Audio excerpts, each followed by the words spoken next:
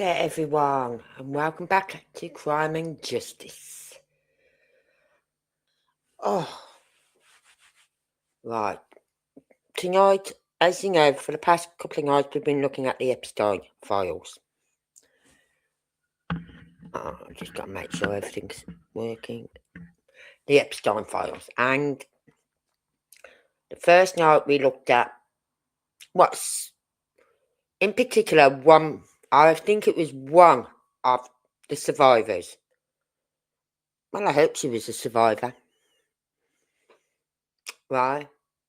And that was very triggering for people I know, and I understand that. And then last night we was looking at the Epstein, Jeffrey, that piece of shit, right? And the SHU, where he was being kept. Safety, the secure housing unit. Hold on. Sorry about that. And we watched the video. Well, we didn't get to watch it all, but we watched some of the video where you could see the guards moving about, doing whatever they was doing, and all that lot. But then we was looking at the photo of Jeffrey Epstein, J.E.,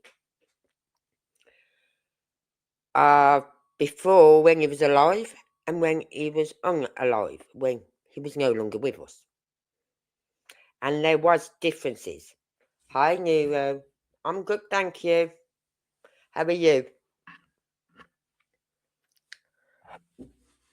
Right, so there was differences in those pictures. But what I don't understand is, why would they keep him alive? Why would they have him living somewhere? Because he can't go out anywhere. Someone's going to recognise him. Wherever he goes, there's reporters everywhere, in every town, every country, every state. Wherever he is, there's reporters.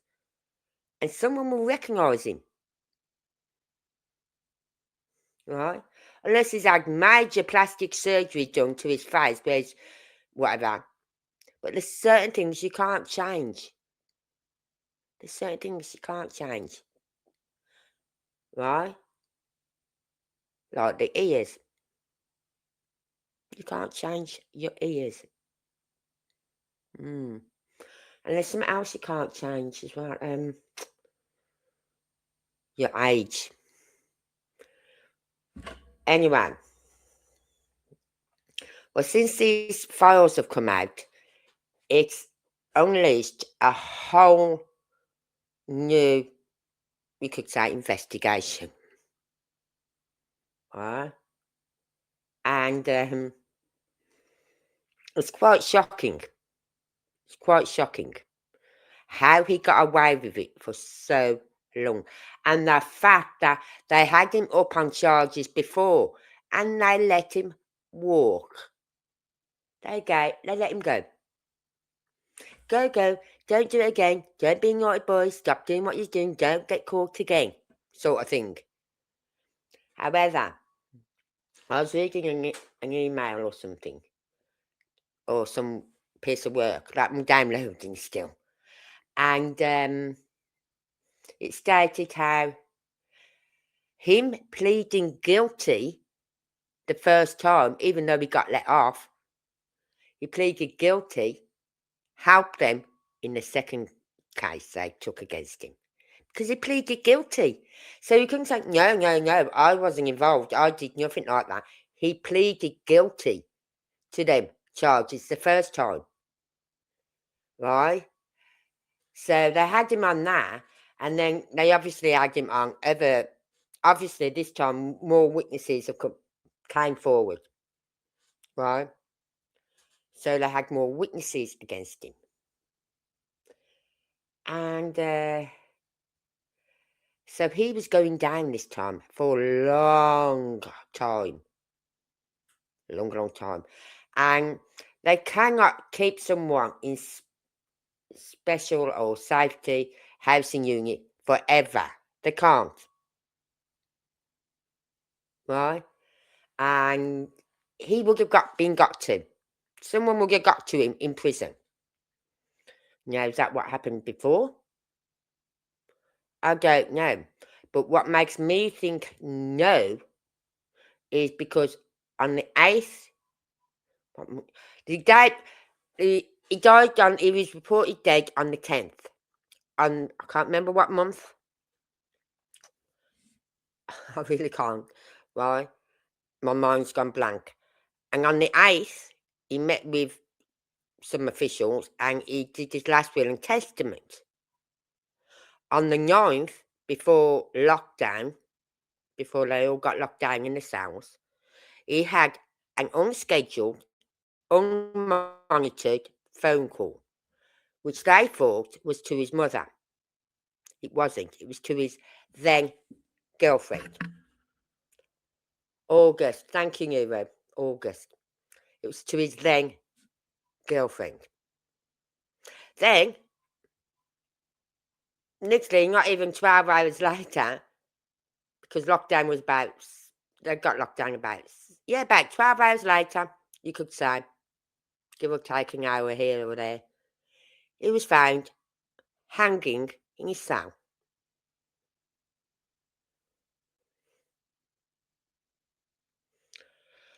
So, was he planning to do that himself? Because he couldn't face going to prison. Alright? Anyway, tonight we're looking at is the person who helped him.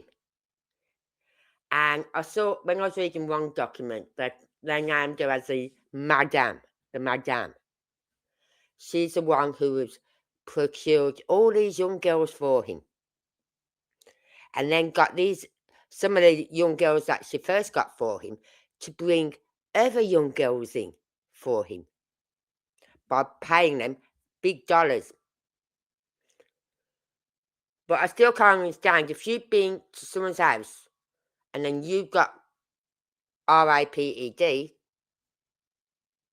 why on earth would you bring your sister or your cousins or your friends from school in, knowing that is going to happen to them? Why? No amount of money would have gave, you know what I mean? No amount of money would have made me go, oh, okay, I'll bring my sister with me next time. Oh, okay, I'll bring my best friend with me. You know, no. So I don't understand what made those girls do what they did. And that's what I want to understand. There might be a really good reason behind it. It might be fear. Or perhaps they're thinking, well, if I bring a friend, he'll leave me alone. You know what I mean?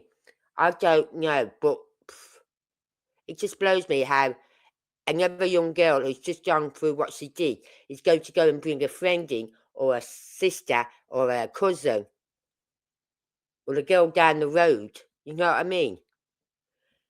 You think fear, Neuro? Because I just don't understand that part of it. I really, really don't.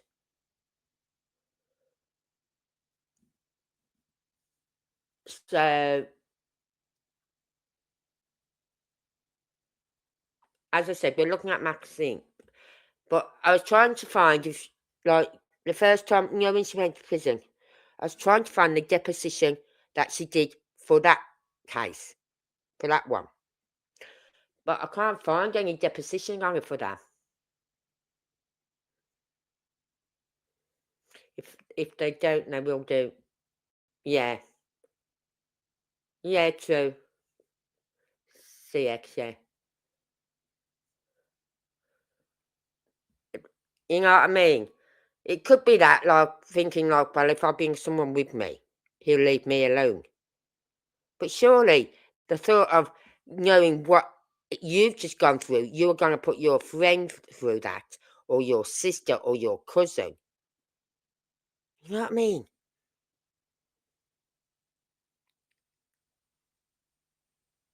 I just don't get it.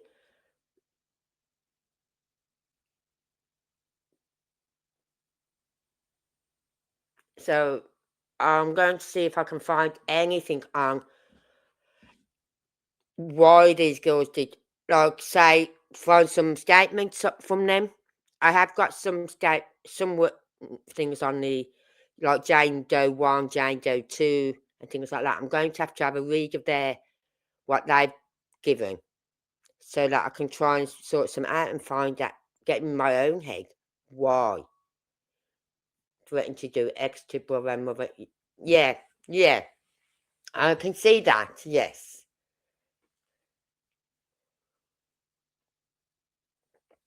Anyway, so the only deposition I could find was the one that she done, I think it was last year. And she pleaded the fifth. So they never really got any answers out of her. Nothing out of her. She wanted clemency from Trump. Well, you can take a hike. Because I tell you, sweetheart, you step out of that prison, you're walking into another. Because your life will be hell outside of those prison doors. You will be hounded, whatever. Yeah, you might have a nice comfy bed and a nice heated house to live in. But what life is it when you can't go out for a meal? You can't go out for a walk. You know what I mean? The only place you're safe is in your home. And then you're not always safe, sweetheart. Just so I get you know. So I've got to try. I've got some. I've got to turn my lamp on, so I can find these files for that I've marked down. I think it's for. Right, let's have a look. Go into my files, my USB, and let's have a look. 20574. 7861. So right, I've got to find the file inside another file, which is then find that file. So it's 61.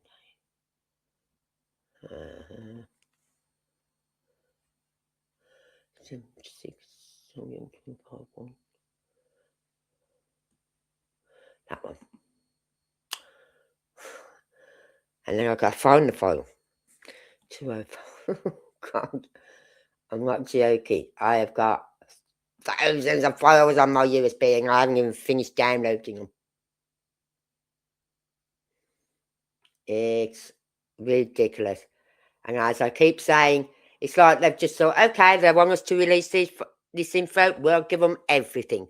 Everything down to the receipt of the toilet paper, possibly. You know what I mean? Right, 20574, 203, no. I'm getting there. I'm going to have a lot of this tonight, finding these files. I've got them all, I've just got to find 205. Yeah, I'm getting to the 205s. 20574. Is this the one? Is this? I'm just hoping this is one for Maxine.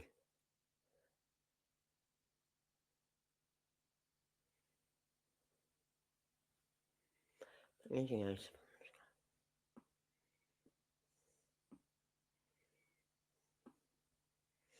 No, that isn't one. Well, it is, but it's not. If you know what I mean. So, what's the other one? 62. So that's 67. 2729.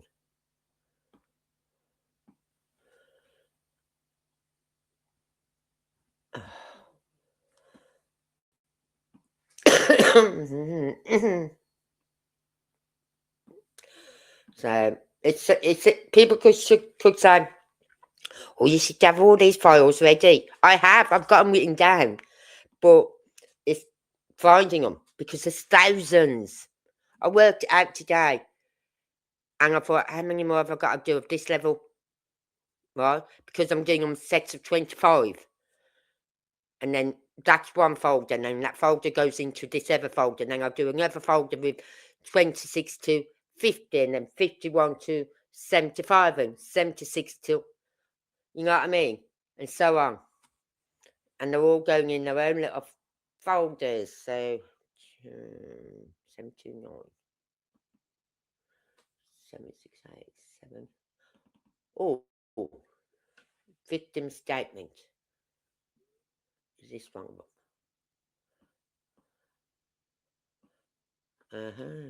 Following the government seems to be expressing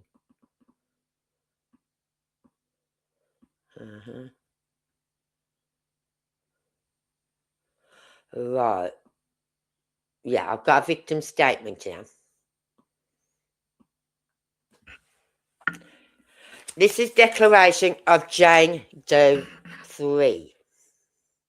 As I said, these files have not come in any order either. You haven't had files like pertaining to the SHU altogether. You've had one file on the SHU, then about 200 files later, you get another file PDF on the SHU, and then 100 files later, you'll get another file. They're not all in sequence, and so you've got to read every file that's being put in front of you to find out, oh, that's the SHU, or oh, that's one of the survivors, oh, that's to do with Maxwell. So it's they are all over the place.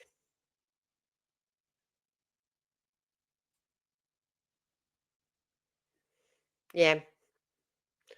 Well, you see, I'm a bit peed off I know there's high-powered people involved in the Epstein case.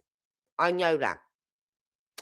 Right? But there's high-powered people involved in their flipping grooming gangs in the UK. Believe me, it's not you John Doe from down the road. You know what I mean? There's a lot of high-powered people involved in these grooming gangs who've took part or whatever. So that annoys me that the government will not investigate these grooming gangs. And then we've got two of the grooming gangs of this one group, right? And I read this the other day. I was so fucking mad. We pay Pakistan quite a lot of money. We give them quite a lot of money each year, right? We can't send these two guys, these two pieces of shits back because they've got no passports. Pakistan won't take them back. And I'm sitting there going, well, tell Pakistan you're going to stop their money then and see how quick they take them back then. Because I swear to God, if our government just turned around and said, okay, you're not taking them back. You know that 30,000 or 30 grand we send you each month or each year? Say bye-bye to that because you're not getting it. If you're not going to take your people back, you're not getting our money. But they won't because they're two chicken-livered little fuckers. You know, our government. Hi, Kylie. I'm good. How are you? But they won't, and it's so annoying because we do send a lot of money to Pakistan, and they won't take these criminals off our hands because they've got no passports. Well, who got rid of their passports? Or they turn around and say, no, we're not associating ourselves as being from Pakistan. We're English. No, you're fucking not. You're a piece of fucking piss. Oh, don't get me. Yeah, the chicken livers. Ah. They won't do nothing. So we've got these two criminals who've been in prison for what they've done to our young girls in the UK. And now their own country won't have them back. That's That's good. We'll just keep all your filthy little pedo fucking friends, shall we? You know what I mean? It's easing outrage. And as I said, our government is too chicken livered to do anything about it. And I just so wish in about 3 or 4 more years, I don't think this country can last that long. Not with the Prime Minister and the government we've got in at the moment. We can't. Within 18 months, 2 years? Yeah? 2 years. They have literally brought this country to its knees. They've got another 2 to 3 years. Right? And I was watching, I watched this one guy.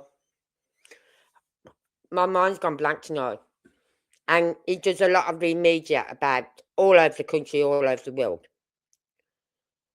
And he said what they do, these people come to these countries, yeah? They won't succeed. They will never succeed in taking over the country. Never. They never do. But they come to these countries and they literally bring it to the knees. Then they move on. They move on to another country. And he said, that's like how we are now. How Germany was, that's how we are now. And they are bringing us to our knees. And they will move on because they won't succeed in winning because we will fight back. Right? He said, but they move on to another country and they do the same to that country. And that's what they do. They just keep moving on to other countries. Oh God, I've watched some of their programs. Australia, just getting into the country. Oh my Lord. The food, like, you can't bring this food in, you can't bring this plant in, you can't do this, you can't do that. Right? And I thought, Christ, that's what we need in this country. You know what I mean? Oh, yours isn't a joke, Kylie. You know, and you think yours is a joke. Tell you what, just get on a boat and come over here. You don't need a passport. You'll get put in a hotel, 5-star hotel. You get your 3 meals a day. You get money each week. You get your bus fares paid. You get free bus passes. You get to go swimming for nothing. You get to do all these activities laid on for you for nothing. You get to work as well. They let you work. So that money you earn is your money, as well as get the money off the government. You know what I mean? We're a fucking joke. But your security are so strict. Where in our country, they come in with caseloads of food and seeds and God knows what else. You know what I mean? It's, what you got in that case? Oh, you got some, that isn't cooked meat though, is it? No. Oh, it's all right, you can just take that. Yeah, it's for your restaurant? Oh, I understand now, yes. Yeah, you just close your case up and carry on. That's what it's like in our borders. You know what I mean? They are a joke. So, yeah. Over here, you could come over here on a little dinghy. If you got on a little dinghy from France and come over here, throw your passport in the sea, right? Get over here, so claim what is it? Asylum? Claim asylum. I can't go back to my country. They're gonna throw me in prison, whatever, right? But what country are you from? I don't know because I threw my passport in the river in the sea. Oh, so you got no passport? No. That's okay. We'll put you in a 5-star hotel, right? Oh, okay. And we'll give you so much money each week as well. Really? Yes. And you can abuse all your women and girls. We're not worried about you abusing the women and girls and whatever. But yeah, carry on. That's what our borders are fucking like. So annoying. Anyway, I found a witness statement and I was going to put it up on the screen. It's a joke. And then you got our Prime Minister going to these countries. Oh, and Trump, that time when Trump did that big opening press release, and he had all these heads of the countries standing behind him. And he said, "Oh, where's the Prime Minister for the UK?" And our Prime Minister stood there with his little hand up in the air going, "I'm here, sir. I'm here." And he goes forward, shakes his hand, and then Trump says something to him, then bluntly turns away from our Prime Minister and starts talking to the people in front of him. And our Prime Minister stood there like, "Okay, I'll best go back to my little corner then, shall I?" Yeah, just stood up. Yeah. It's a joke. And he thinks he's being took seriously on the...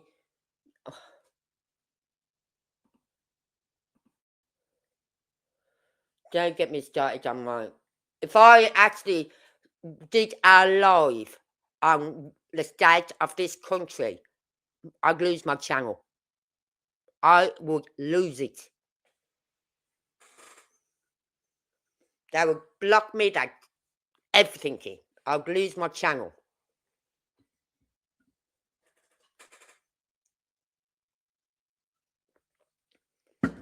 But our borders, yeah. You can get anything in, you can. Even rugs. I'll tell you now, you can get rugs into our country without being stopped. Honest.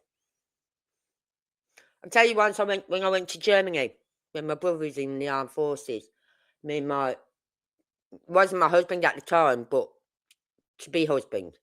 Right, we went over to visit for a week. And when we was there like 10 days all in all, travelling and whatever, and on the way, I brought this lovely little doll, German sort of doll, in a dress and all that lot, for my niece. And it's in the case.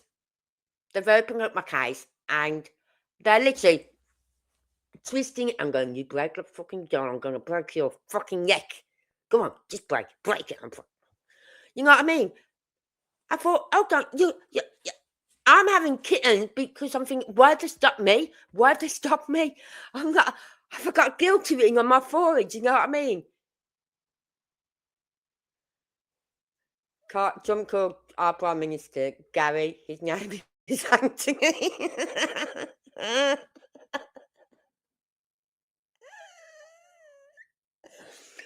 Yeah, but our Prime Minister's the worst. Is not taken seriously by any country. He isn't.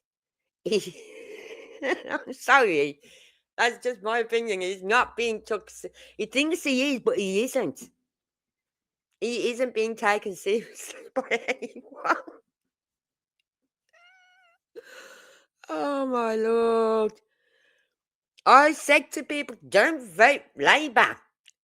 Oh, but we got no one else to vote for. You should have voted fucking Reform. You knew what Labour were like in the first place. You knew we'd already had 14 years of austerity with Conservative. You should have voted Reform. Yeah, that was done intentionally to belittle him. You know what I mean? He does it like to our... That's why he did it to our Prime Minister. He shook his hand, said, "How's everything at home?" and all that lot. Then turned round, turned his whole body round and faced the people like the press in front of him. And our Prime Minister just stood there like twiddling his fingers and thinking, "Oh, okay, I'll just go and stand back in the corner, shall I?" You know what I mean? It was comical, but heartbreaking to know this is the state of our country.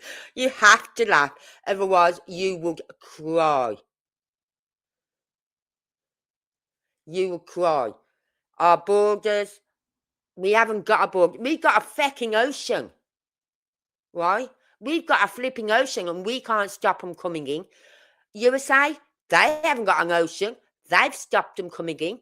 Who else? Greece, they're stopping them. They've got their big fucking navy boats out there stopping them coming over. Other countries are stopping them coming in. Poland, they've got no ocean. They're stopping them coming in. Right? Well, we've got a flipping ocean and we can't stop them coming in. Yeah, Trump would have hooked Farage if it had been Farage. You know what I mean? He would have. But yeah, honestly, we've got a fucking ocean. We can't stop them coming into our country. But you've got all these other countries who are joined on, who haven't got an ocean, and they are stopping them coming in. Can't explain that, please. We get all like someone said, oh, but they're sending the doctors and the nurses and all that lot over. No, they're not. We're getting the what? We're getting the what's the word I'm looking for? We're getting their trash. We're getting what they don't want. They've got the best of the best. They don't want these ones. So yes, we'll let them go. Let them go. We'll send them over to the UK. So they come over, no passports, and as I said, get all the benefits. Yet we've got homeless on the streets. They can't get in these hotels.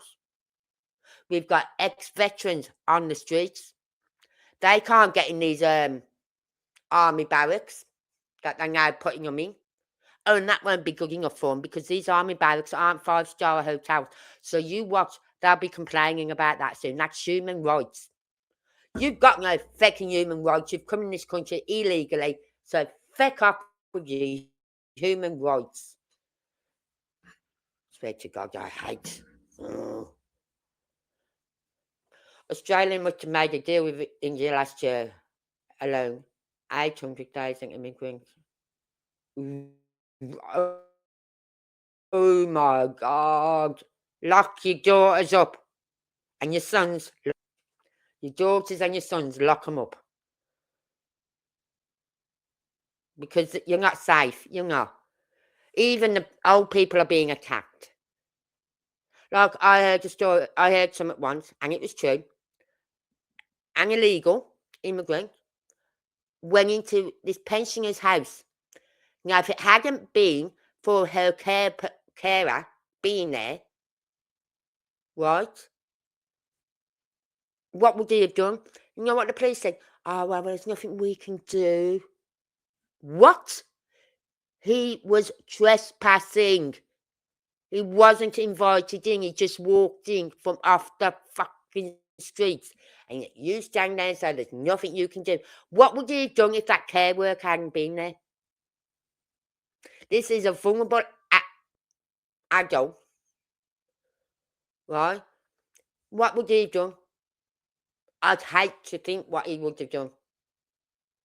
But our police go, there's nothing we can do. I'll tell you what can you do now? Oh, you're going to put me in prison for hitting someone. Oh, you can do that, can you? But you can't arrest someone for walking into an old person's house. You know what I mean?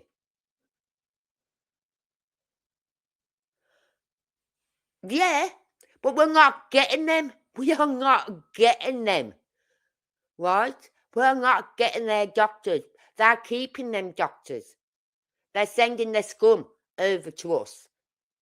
We're getting the ones that don't want to work, don't want to contribute to the country. There was a lot of Indians and Pakistanis who do work, who've come over here years and years ago. They come over legally, right? They've come over legally. They've had families. They've had a business. They've paid their taxes in. Fine. They accept our country and our rules. Fine. I have no problem with that. None at all. So before anyone comes in my comments afterwards, who watches it on replay, I am not racist. I am not racist. I am against illegals coming into our country without any documentation, being put in hotels or put in army barracks, which they won't like. They're not going to like it. You watch. Very soon they'll start complaining about that. It's cold, it's wet, it's damp. We're not getting the 5-star meals no more. You know what I mean? They'll start complaining soon. Human rights will be on it. You watch. Right? So it's the illegals that are coming into the country who are then attacking our women, our girls, our pensioners, or anyone in general just walking down the fucking street. Anyone.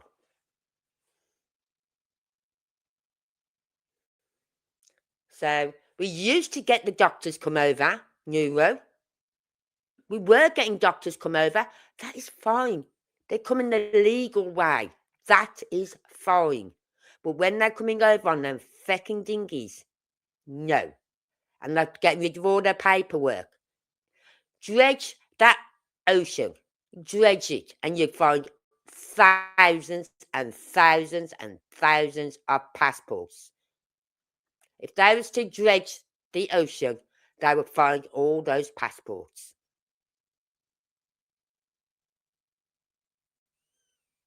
The way they're coming, the ocean won't be that deep boiling because all the passports are boiling up on top of each other. Anyway, we're not here about that. So let's stop. Right, we're here about for Maxwell. Now, I didn't want to focus on the victims, but I think we need to. We need to look at them anyway because they need to be heard. Right? Now, this is a declaration of Jane Doe 3. Now, they said their names were being put out there. Okay, I've still got thousands and thousands and thousands of files to go through yet. I have not come across one file where their name is being put out there. Not one. Right? Ask me in about 5 years' time once I've downloaded all these files. Right? But if I do, then I'll mark their name out myself. In case I do ever use that file, I'll mark their name out straight away before saving it. Right, number 1, it says, the court is familiar with me from previous declaration in this case. I am currently 31 years old and want to become part of the case to enforce my rights and possibly allow criminal prosecution of Jeffrey J.E. and others who ABUSED. I have to spell it out. I can't say the word. Underage girls. I've seen a government filing saying that I waited too long before trying to become part of this case. I don't think the government's position tells the full story about me. In fact, I believe the government is hiding some of the things that it knows about me and about other powerful people involved in this case. I know they're hiding something, and it's in one of these files. And I'm going through each fucking file. Right? I am filing this declaration so that the court will have more facts to make the decision about whether to let me come into the case. In this latest filing, the government seems to be questioning why I was afraid and did not come forward to speak more quickly. To understand my reasons, it is important that I share at least some additional information about why I was so fearful about my ABUSC by J.E. and others. The court can only understand my situation by looking at my previous declaration. Hold on, I've just got to put some up on my screen. Oh, it's already up. I'm just going to put it up. Hi, Anne. I think files have been identified with victims. Yeah, I've heard people saying their names have been put out there, but I haven't come across any yet. I'm not saying they're not being put out. I'm just saying I have not come across any yet. And if I do, I'll redact it and then save the file. I'll redact it and then save it. Right? Because if I go on this, I should be able to, yeah. I should be able to then see how I can redact it. Right? Okay, that's in yellow. Right? But I can remove that. Okay? I can redact it. So if I see any names on anything, I will redact it before I even save it. But saying that, this is 28 pages long, and I didn't read all of it. So, if I do see any names, and I am looking at it now as I'm talking to you, so just in case there is any names being said or anything. Right, so, in its latest filings, the government seems to be questioning why blah blah blah. Oh. The court can best understand my situation by looking at my previous declaration and then understanding why I was afraid of J.E., how I eventually escaped from him, and how I was forced to hide from him and others. I first met J.E. when I was 15 years old. I've told the court about some of my SX physical I in my earlier declaration. As a result of the A and considerable interactions with J.E. and his friends, I knew that Epstein was connected to some of the most powerful people in the world, which he was, including a member of the British Royal. Yes, and he's just been arrested today. Hey! Right? A former president of the United States and other very powerful lawyers. Oh, we know who the former president was, don't we? And other powerful lawyers, politicians, and businessmen. I was afraid of what would happen if I tried to escape from Epstein or report him to law enforcement. Right? Oh, come on. Oh, it's going to take forever.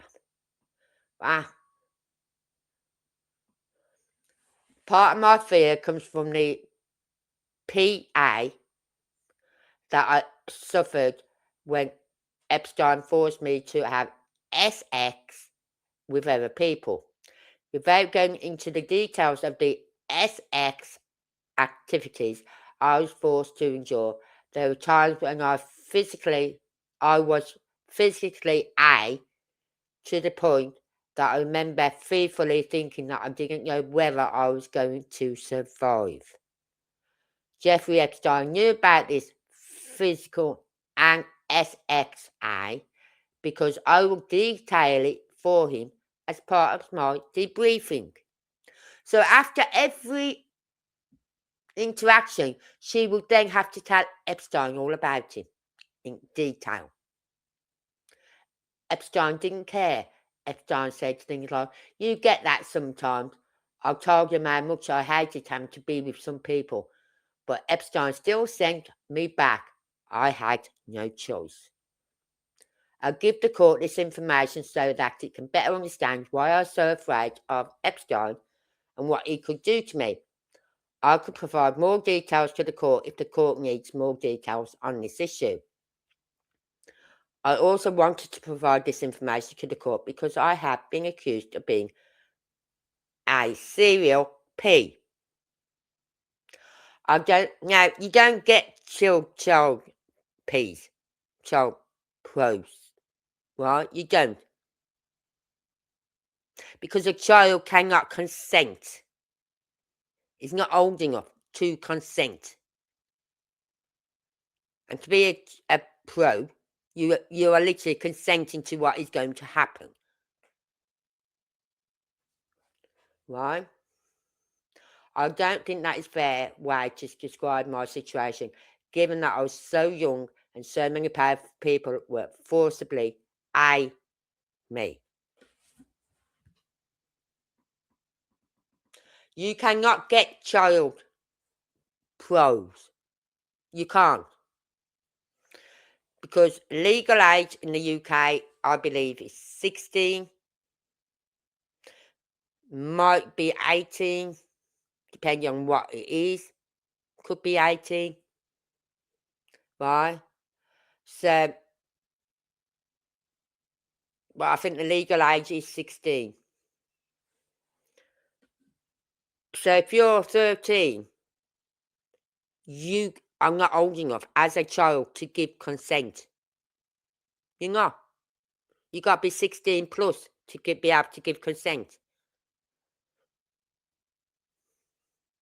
Up until you're 16, well, up until you're 18, your parents are still in control of you, in care of you. Even though most times it's 16, because at 16 a lot of children move away from home, they go to uni or whatever.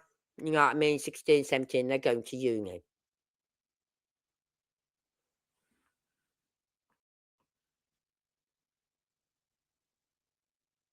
Thank you, Anne. Thank you. So, you cannot. They cannot. So, if anyone ever said to me, oh, well, that's a child pro, I would slap them so hard, Google wouldn't be able to find them. I swear to God, I will slap them. Then bury them.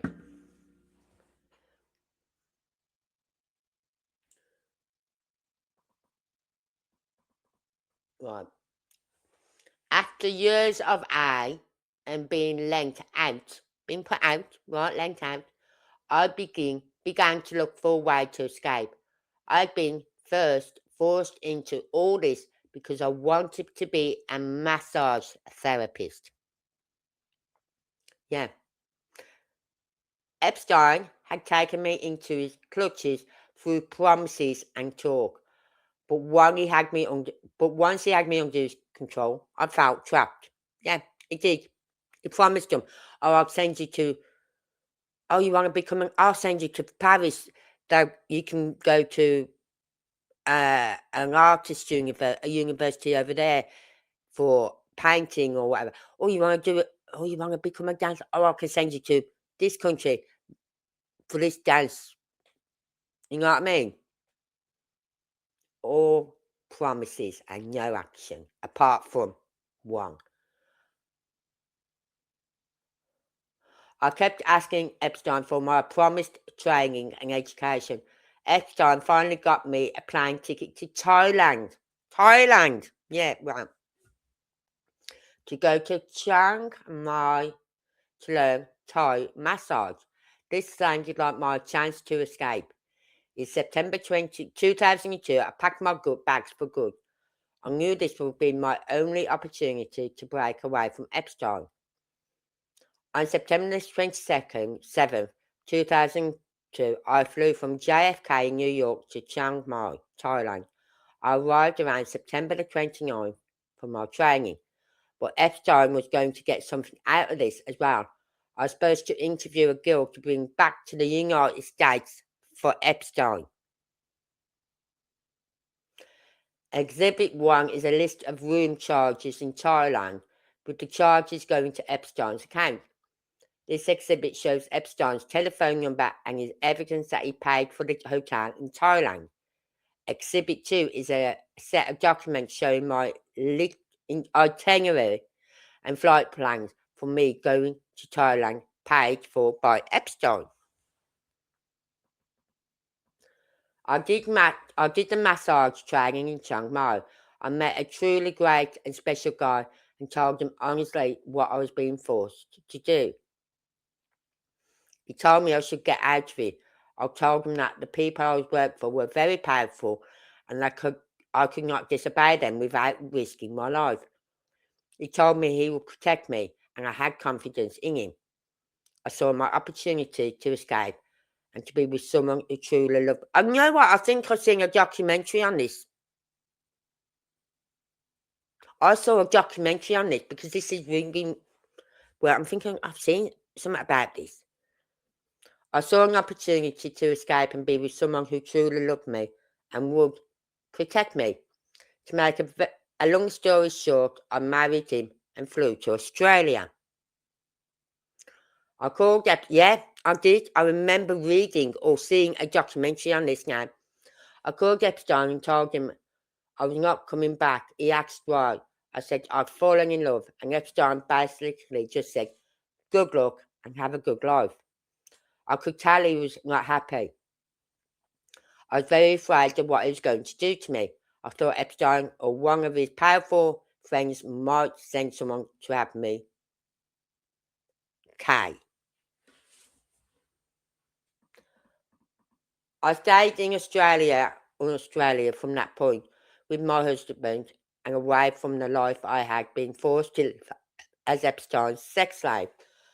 I was in Australia from late 2002 to October 2013, to be clear. To be clear, I was never in the United States during these years, not even for a short trip to visit my mother. And my absence from the United States was not voluntary. I was hiding from Epstein out of fear of what he would do to me if I returned to the United States.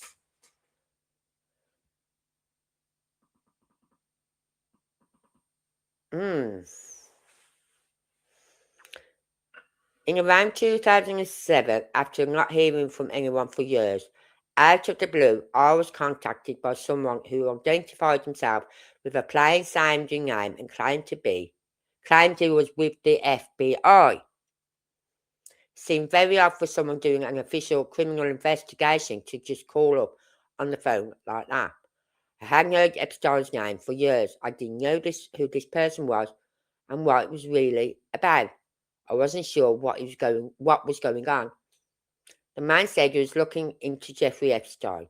The man asked if I had been involved with Epstein. My first instinct was to say nothing because I wasn't sure he was really with the FBI or the authorities. You know what I mean? That's how high up it could have gone with Epstein. Right? I did answer a few basic questions, telling him that I knew Jeffrey Epstein and met him at a young age. The whole conversation didn't feel like it was right. This man never offered to come and meet with me in person. Instead, asked me right off the bat about Epstein's SX practices. I thought it would be strange for a real law enforcement officer to behave that way. I became increasingly uncomfortable and suspicious about who was actually calling me. The way the conversation was going made me doubt whether I was really talking to an FBI agent. It did not seem very official. I became very uncomfortable, so I told him nothing more about Epstein. The conversation probably didn't last 3 minutes. The conversation immediately triggered all the fears of Epstein and his powerful friends that he had caused me to escape the first time. If the call accomplished anything, it only put me back in fear and told me that I could be found quite easily and had no official protecting me.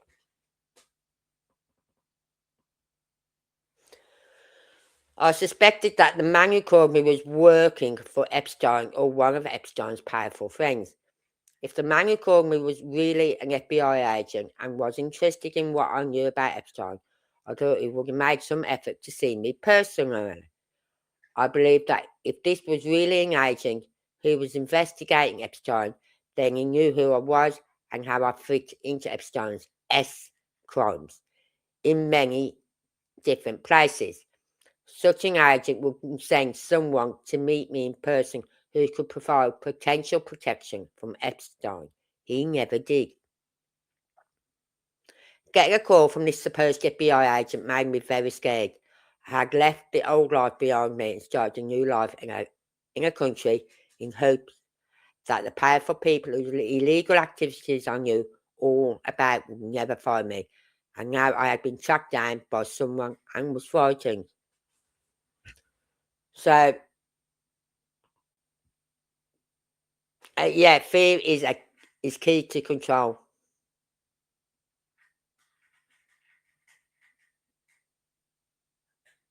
Hi, Michelle.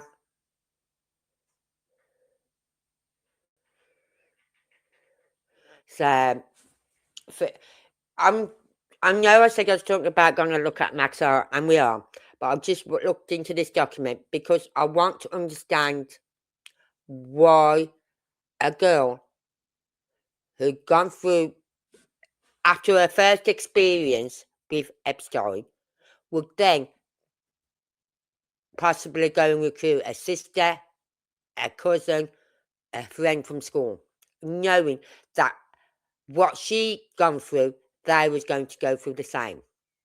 I just need to understand why they will do that.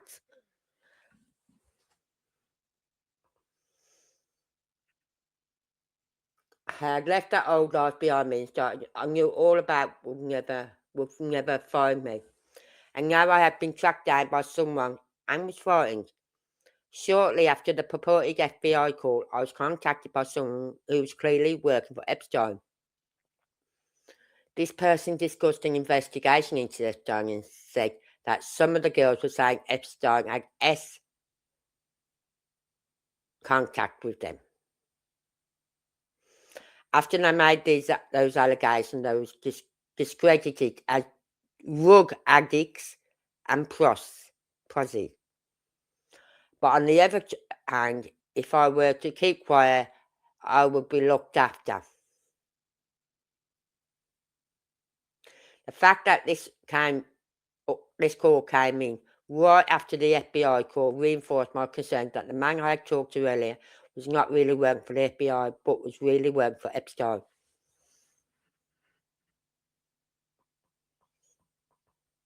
I didn't think that the FBI and Epstein would both be working together and would both get my phone number at almost exactly the same time. I played along and told this person that I had gotten a call from the FBI, but I didn't tell them anything. The person was pleased with that. Oh, God, I'm trying to get this up. Right, a short time later, one of Epstein's lawyers, not Alan Dershowitz, called me and then got Epstein on the line at the same time. Epstein and his lawyer basically asked again if I was going to say anything. The clear implication was that I should not say anything. The way they were approaching me, I was afraid of what would happen if I didn't keep quiet. My thought was that if I didn't say the right things, I might get hurt. She probably would have. I promised Epstein and his lawyers that I would keep quiet. They seemed happy with that, and that seemed to me the way to most likely keep me and my family safe. And I did what Epstein and his lawyer told me. I kept quiet. I now understand that Epstein reached a non-prosecution. This was the first time he got arrested. A non-prosecution agreement with the federal government. What the hell? A non-prosecution agreement with the federal government in 2007 and pled guilty to 2 state crimes in June 2008. No one told me anything about these events until much later. In fact, nobody called or came to see me to explain what a non-prosecution agreement was. It means, love, he was given a get-out-of-jail card. Right? What crimes Epstein could have been charged with, why he was never offered a chance to meaningfully confer with the prosecutor for the government, and I was never notified of any hearing that could affect me or my rights as a crime victim to ever bring charges. On September the 3rd, 2008, the FBI sent a victim notification letter to me. This was the first written communication I had received from the FBI. The letter was attached as Exhibit 1 to my earlier statement.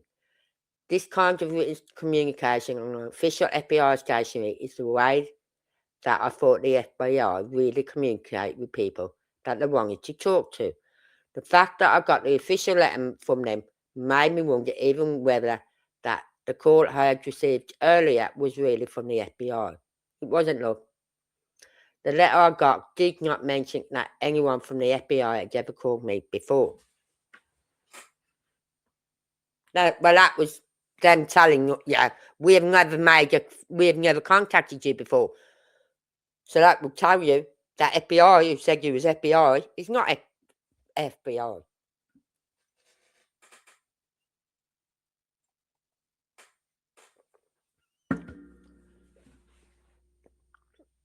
Right. Blah. The letter that I got did not mention that anyone from the FBI had ever called me before. Okay. Oh, God. Come on.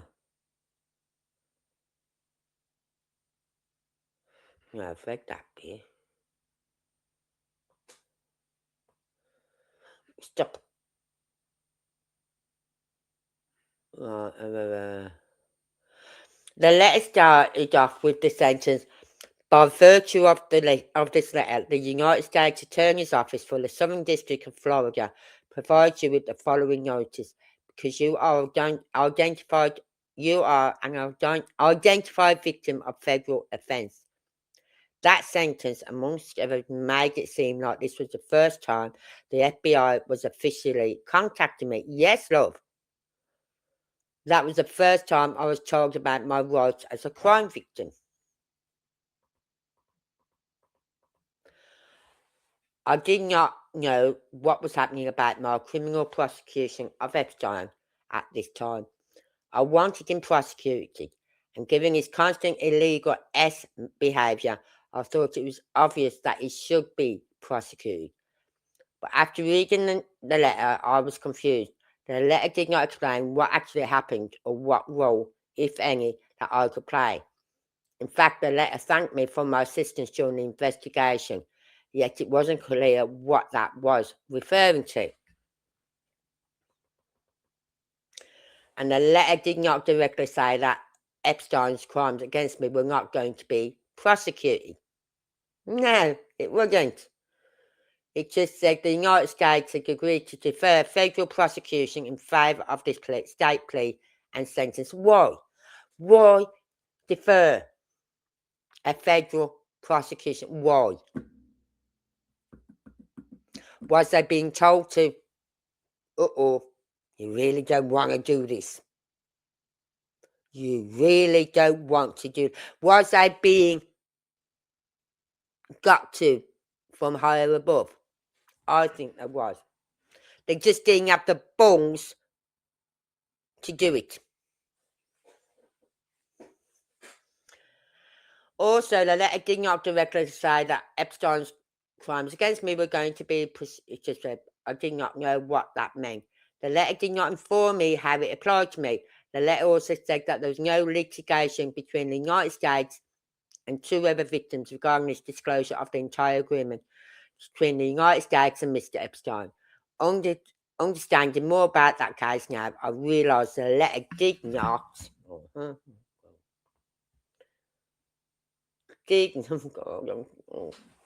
mic's in the way. Hold on. I'm trying to get my mic out of the way. I'm trying to get. No, I've gone too far. Come on.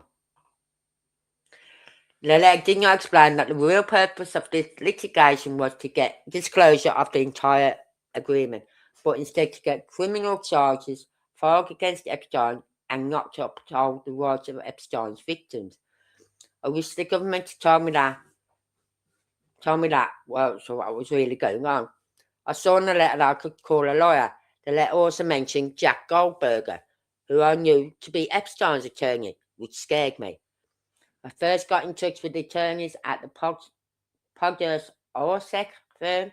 My lawyers filed a lawsuit against Epstein for me, which mentioned that I was by Epstein and other powerful people. I was hoping that this information I gave as part of the lawsuit might help to put Epstein away in prison where he belongs. Yeah. But the lawsuit ended up just being about money. Yes, they got paid off. Big time. They hadn't got the bones. They took the money.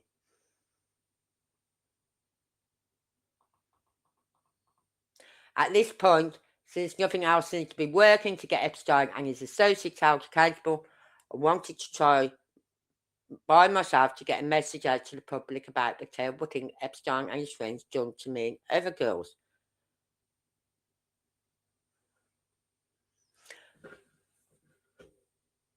This is making me wonder. I think I know who this victim is. I don't know if you think it, but I think I know who this victim is. Did you? Hold on.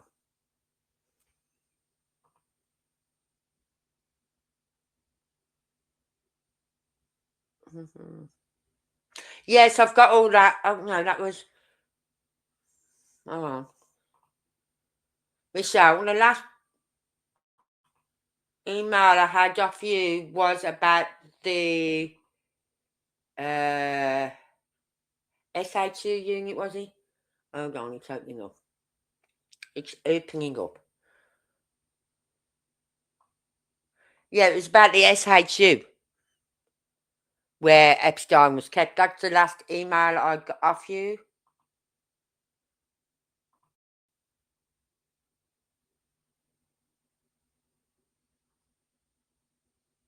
Yeah, that was the last one about the unit where he was being kept and where he was found unalived.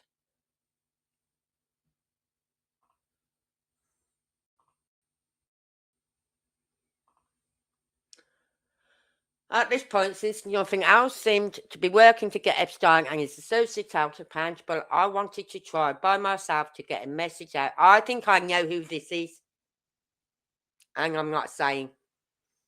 The journalist printed an article using some of the information I told her. Shortly after the article was published, I talked on the phone to Marie Villafa, a federal prosecutor from Florida. I'd seen her name on an official letter from the FBI, so she seemed legitimate. She seemed very interested in my case and seemed like she really wanted to do something. Within a few weeks of the newspaper article being published, 2 FBI agents also called me in Australia and then came to meet me. In around March 2011, they met me at the US consulate in Sydney.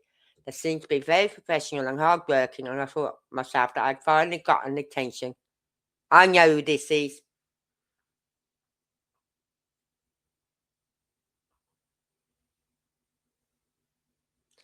I know who this is.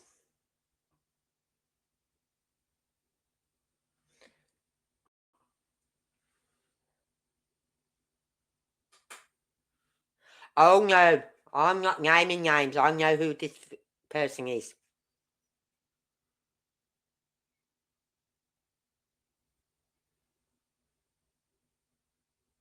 Yeah, it has got a table of content, which I haven't gone through it all yet, Michelle. Believe me, I'm still downloading all the fucking files, the DOJ files. Right, I'll tell you how many I've got in my. I'll tell you how many I've got to empty out of my bin on my laptop, and right because that will tell you how many files I downloaded yesterday and today. All right, hold on. Empty recycle bin, and it'll come up. Yes. I'm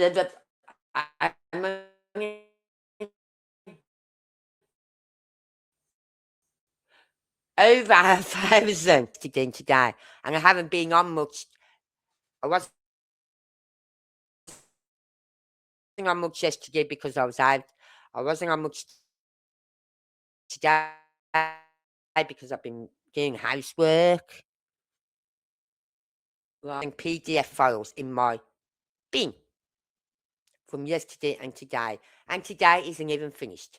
I'll have a listing of 300 before I go to bed. So, yeah.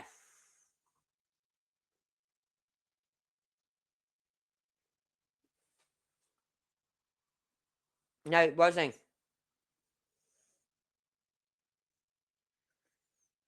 A lot of info on documentaries were put out on... Yeah. But I know who that person is now. So I'm not going to read no more. Because if you know who if you know who I think it is, you know why. Because it's probably already out there. Right. So, yeah. Oh, there's a documentary that 60 Minutes that you sent me. She was going through what's her name now? What was that girl's name? Dufresne.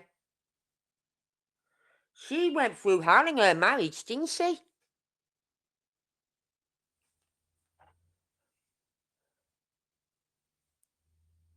It's like I found a poem years and years and years ago. And it was a poem about the different faces a woman wears. There's the face she wears for a mother. There's the face she wears as a wife. There's a face she wears as when everything's fine. Like you go to your mum's and your mum goes, "Yeah, okay, yeah, everything's fine." When deep down it isn't. There's that face. You know what I mean? A woman puts on all these different faces. They put on this big smile, but behind there's different things happening. And that was happening to Dufresne. She put on the biggest smiles, but behind it was all different things happening with her ex-husband and everything. So I think a lot of it was down to her ex-husband at the end as well. Plus with these files coming out. Or as she stated in this documentary, like 60-minute thing. She just wanted justice, and in her eyes, she got that when Epstein A unalived himself, which she didn't get justice there, but he was gone. And 2, when Maxwell got sent down, she got justice. But then she was dealing with things with her husband or her ex-husband or whoever he was to her. You know what I mean? She was dealing with things back at home, which was not good, which wasn't helping. So she was on. Her brother said she always put that face on, like she was happy and everything was all right. You know what I mean? But behind that smile, it wasn't. I know that. I know that face. I put that face on. Okay, I wasn't gonna be used by my husband. Nothing like that. I wasn't. My husband was good. He never hurt me. But as my daughter said to him, said, "Dad, you're a great father, but you're a crap husband." Because he always put his family first. Like his mom, which I understand, but his mom, his nieces, their children, and everything before me and our children. You know what I mean? And I had that for like 20 odd years, nearly 19, 20 years. So whenever I went out anywhere, I'd go to his mum's, I'd have that smile on. Right, yeah, yeah. How's life at home? Oh, everything's good, thanks. Yeah, yeah. We do things going well. Then you get home and you go, "You are such a total waste of fucking space, you little." You know what I mean? You're totally different when you walk out the door. You can be nice to each other in front of family and friends, but as soon as you're away from that crowd, you're at each other. It's like, get away from me. Don't touch me. Don't come near me. Don't speak to me. Don't look at me. You know what I mean? And that was what I did for years. Years and years. From when the kids were little kids, really, from when they're very little. I put on a face. So even when the kids were growing up, I put this face on that everything was fine with me and the dad. To the point where they was seeing things that wasn't right. Like, just didn't fit right. You know what I mean? They'd see me, the dad walk in the room and the smile go off my face. And so, oh shit, he's walked in. They'd see things like that as they got older. Not that they were sitting with the arguments. There wasn't arguments like that. But it was just my facial expressions gave it all away. It's like, oh, for fuck's sake, here's the bastard coming. Right? And so they picked up on my facial expressions. They knew by then that things weren't right with me and the dad.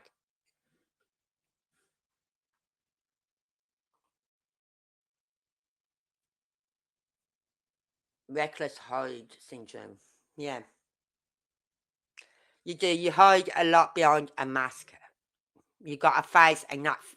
It's like a continuous smile. Everything's fine. Yeah, yeah. But when you leave them, you want to punch the living daylights out of that person. You know what I mean? I remember once I had a falling out with my husband. Right. And I got home. I kicked him out. Right.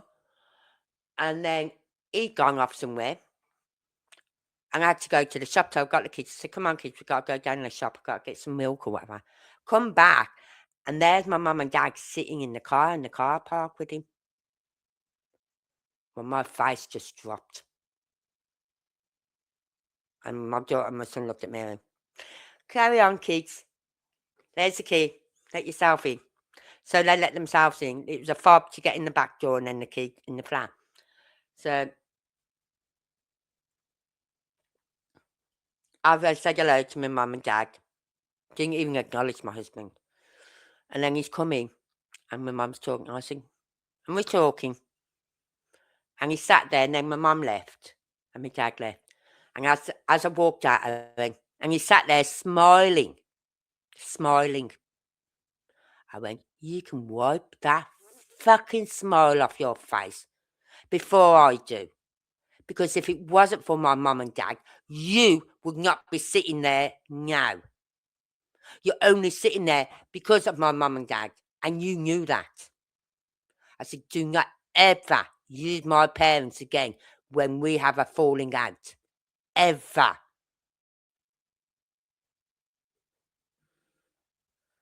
And that smile soon went off his face because I was going to knock it off his face if he hadn't. But that's what I mean. She was hiding so much behind a smile. So I really want to read that book. I'm going to have to buy it myself, I think, because my son's got it. Right. And I did buy the book Prince Harry wrote. And I started to read that, and then I put it down, and I never picked it up again. But I want to get this one. So I might nip up to Asda tomorrow and buy it. So I'm not going to read no more. Because you... Oh, well, cancel. Just take it off there. Because I think I know who that person is. Anyway. Jacqueline Hyde's... Yeah. Yeah, it is. But, I can't find that poem anywhere. I've tried looking it up. And it was on the internet I found it. And I used it on this piece of work that I did for my counselling when I was at this counselling course. And I used it in my write-ups for what we'd done that day and the course. And I put that poem into it to explain how I was feeling. Right? Without having to say so in many words.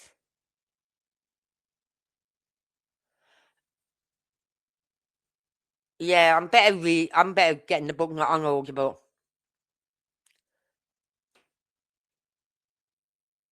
I'll get the book myself. I'll just Go up to Asda tomorrow and buy it.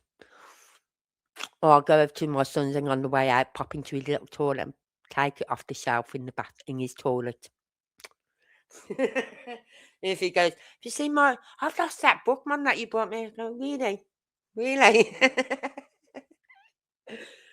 So, but I want to get it now. Because as I said, she went through a lot before. It's like the last few days, the run up to what happened to her. So, anyway, let's look at. Oh, let's just close that. Leave. Yes.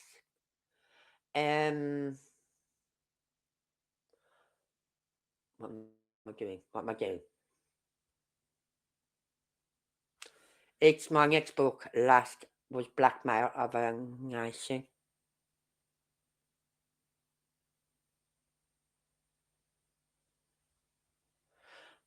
All right.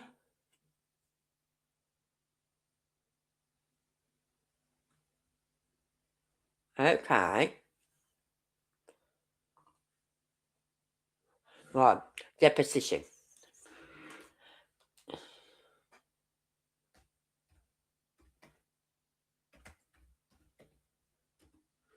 It's not very long, this one, isn't. Well, it is about 2 hours, but you can't get the 2 hour. I can't get the 2 hour one anywhere.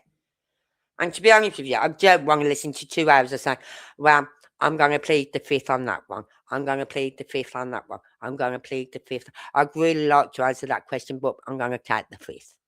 You know what I mean?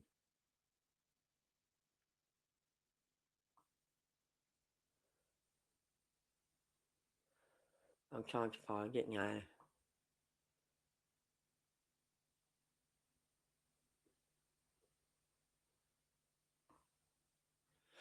Right.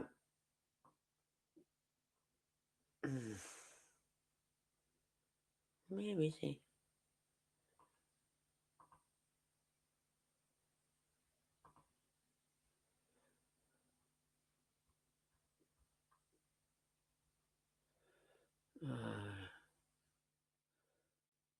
How long is that one? I don't think that's very long.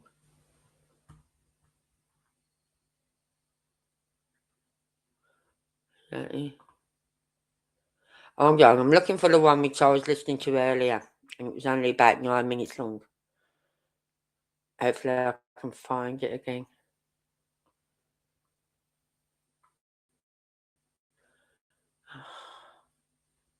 Maybe later. No, this is only 3 minutes long. Where's the one I was listening to earlier?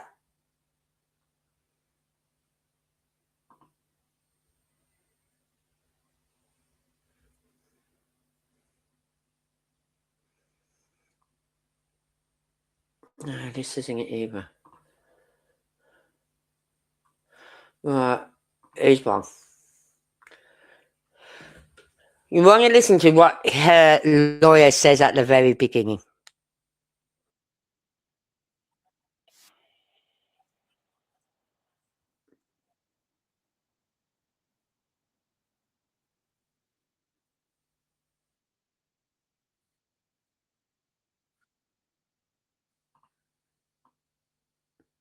Right, I hope this is the one.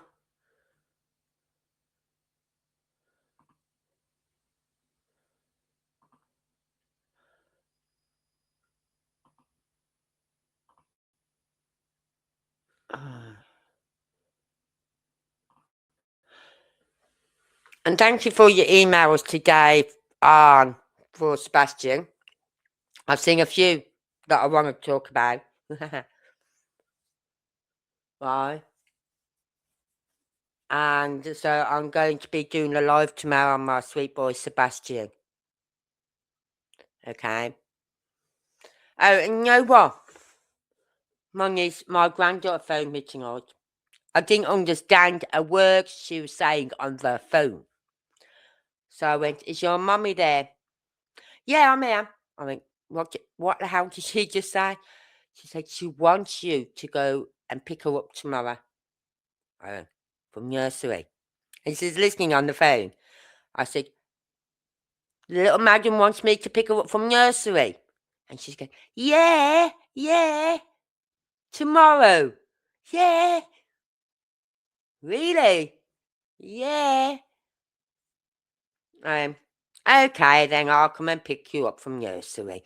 Oh, thank you, Granny. Thank you. And oh God, I'll go and pick her up from nursery now with her mum. And then the teachers will meet me as well. So then if ever I have to go, if I go on my own to pick her up, the teachers know who I am. I know the password for her. Right. So, but I'm going with her mum tomorrow. Because I don't know how to get, I could probably find it, tell me the name of the place. I'll Google it, map. Get on my Google Maps and find it. And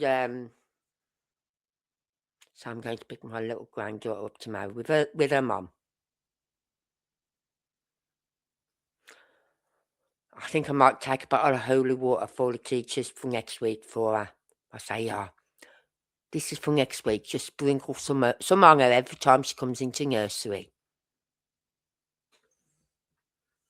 Because when she's at home, she's the devil. Right. So we're going to listen to this, okay?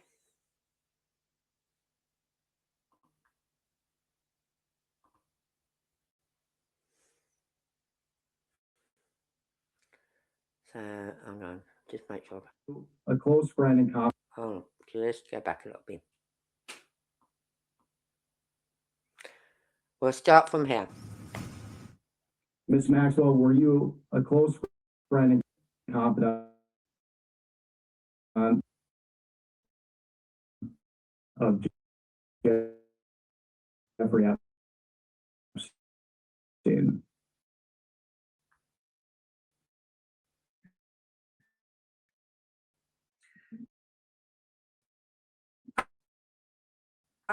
I would like to answer.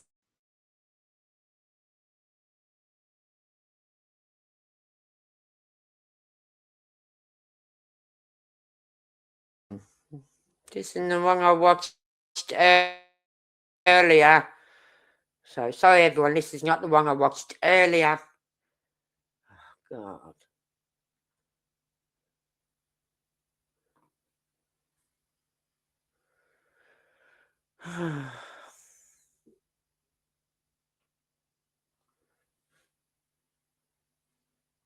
Why is everything taking so fucking long to load up? No, that isn't the one.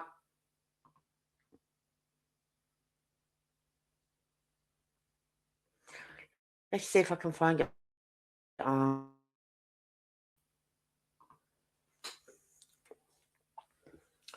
on, YouTube, open up. I don't know what it is lately. My YouTube is taking forever to open up. And it's doing my head in. I'm sitting here with a little candle on my desk and it's Irish cream. Bailey's. Scented Irish cream. Right.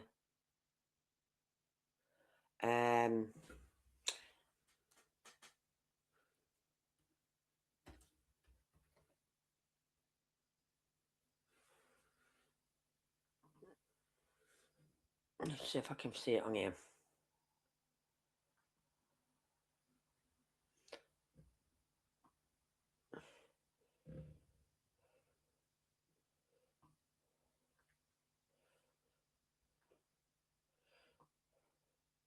Makes me laugh and they say, full Ghislaine Maxwell deposition. No, it isn't, because it tells you at the beginning of this deposition, you're going to be having questions for about an hour of the people, major people, and then you're going to have a break, and then we'll come back and you'll have another hour from the other people.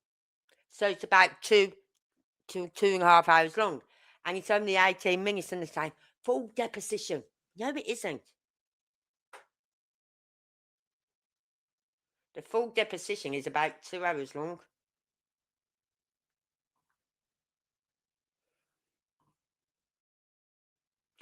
So I've got one here. Hopefully this is the one. Right. Oh, I'll play this. Gotta shut some down now because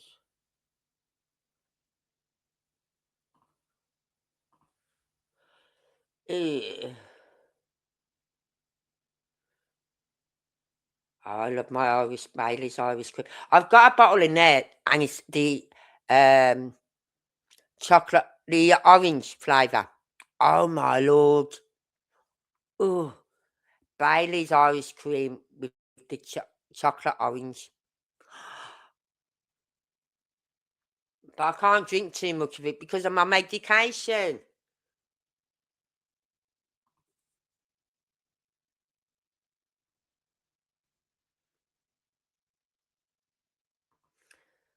I can't wait. In 2 years' time, I'll be paralytic on the floor, knockout on the floor, because I'll be able to have a drink, hopefully, because I'm coming off all my medication in 2 years' time. Right? And then I'm going out with my daughter and my daughter-in-law, and we're going to get pissed because I'm going to hit the gin, my gin and tonic.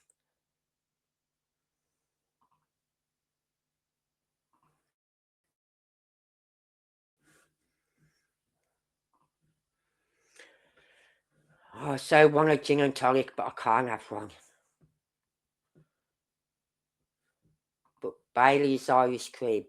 Bailey's Irish cream is the best, even though that one I've got is Bailey's, and it's the orange one. It's nice.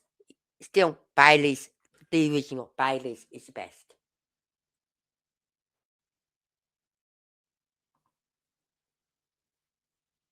All right, we'll go on the record. This is a deposition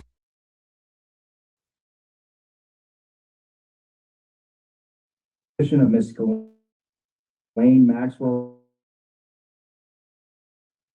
conducted by the granted to it pursuant on July 22nd of the Committee on Oversight and Government Reform.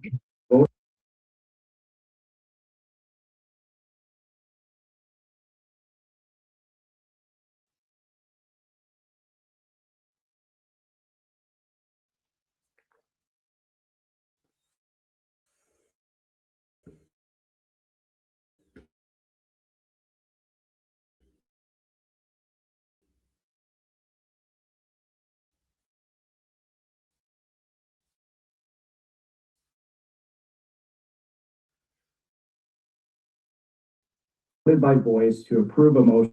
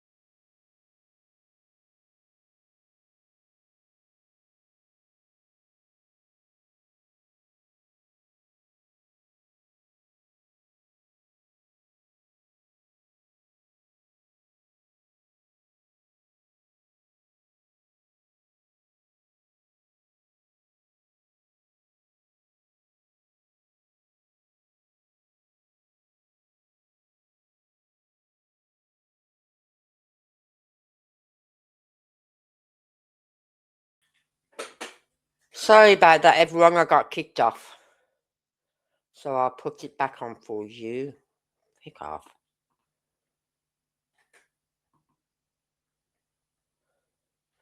I see streamers on YouTube being pissy today. Really? Not me. I'm not allowed to drink, so it's not me. StreamYard. Yeah.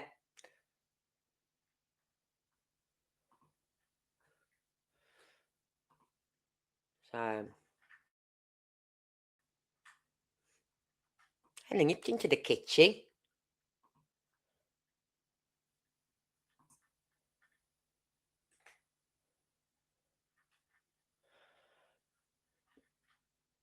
StreamYard, I sent them a really nice, polite letter the other day. Did. Told them in polite words, get this fucking this app sorted out, or you're going to lose all your people, because I'm just trying to figure out. I keep looking at on YouTube to figure out how to use this other app I've got, and I still can't figure it out.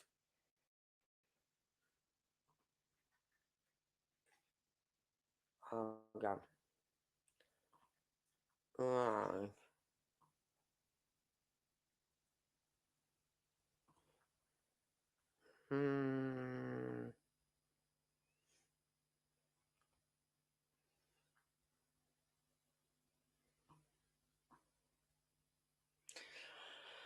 Yeah, okay.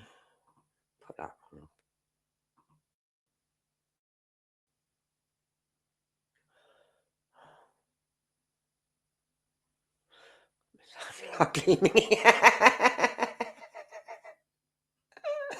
Don't worry. Don't worry about that, Michelle. We're all is back. Right, I'm going to play this again, okay? I'm going to go back because you probably missed a bit because... I will enter as Exhibit 2 a letter dated July 29th, 2025 from David Oscar Marcus, counsel for Ms. Maxwell, stating in short that his client would invoke her Fifth Amendment rights and request for the deposition to occur after the resolution of her Supreme Court petition. I will enter as Exhibit 3 a letter dated August 1st, 2025 from Chairman Comer to David Oscar Marcus, stating that the committee would continue its good faith negotiations and postpone Ms. Maxwell's deposition pending the resolution of her Supreme Court petition. I will enter as Exhibit 4 a letter dated January 20th, 2026 from, or 2025, or excuse me, 2026, from David Oscar Marcus to Chairman Comer, outlining that his client still intended to invoke her Fifth Amendment rights. The committee noticed today's deposition on February 4th, 2026. I will enter the notice for this deposition as Exhibit 5.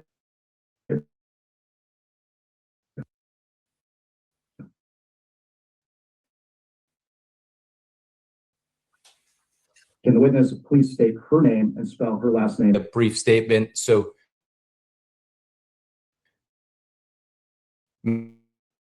members of the committee, on my advice, Ghislaine Maxwell will respectfully invoke her Fifth Amendment. For example, jurors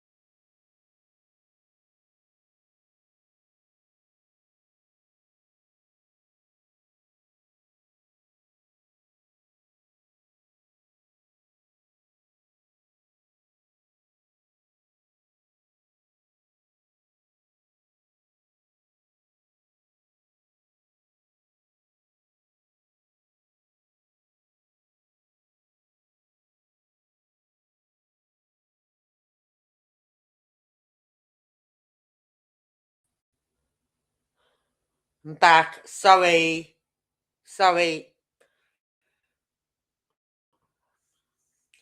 What I'm gonna do, I'm gonna find my phone. Where's my phone gone? Where's my phone? Where's my fucking phone? It's on charge.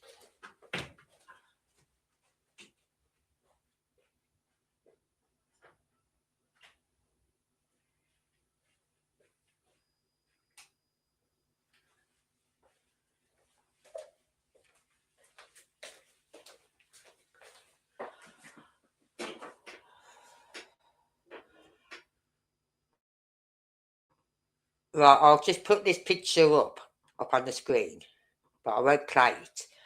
Right. But I'll play it on my phone. Okay? Hold on.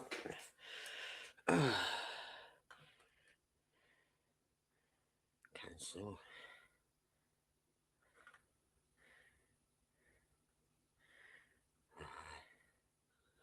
I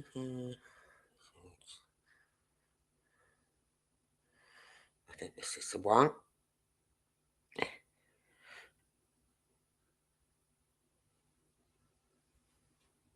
We'll go on the record. Hold on. Oh, get off.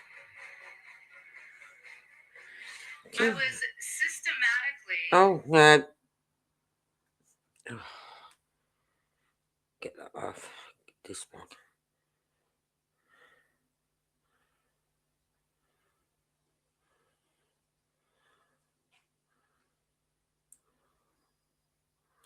All right, we'll go on the record. This is a deposition of Ms. Ghislaine Maxwell conducted by the House Committee on Oversight and Government Reform under the authority granted to it pursuant to House Rule 10. Accordingly, House Rule 10 grants the committee broad jurisdiction for the committee to conduct investigations of any matter at any time. On Let me know if you can hear this okay. The Subcommittee on Government Operations of the Committee on Oversight and Government Reform voted by voice to approve a motion directing the chairman to authorize and issue a subpoena to Maxwell to appear today for a deposition and furtherance of the committee's investigation into the actions and investigations of Mr. Jeffrey Epstein and Ms. Ghislaine Maxwell. I will enter the subpoena and corresponding cover letter as Exhibit 1. I will enter as Exhibit 2 a letter dated July 20. In short, that his client would invoke her Fifth Amendment rights and request for the deposition to occur after the. I will enter as Exhibit 3 a letter dated August 1st, 2025, from Chairman Comer to David Oscar Marcus, stating that the committee would continue its good faith negotiations and postpone Ms. Maxwell's deposition pending the resolution of her Supreme Court petition. I will enter as Exhibit 4 a letter dated January 20th, 2026 from 2026 from David Oscar Marcus to Chairman Comer, outlining that his client still intended to invoke her Fifth Amendment rights.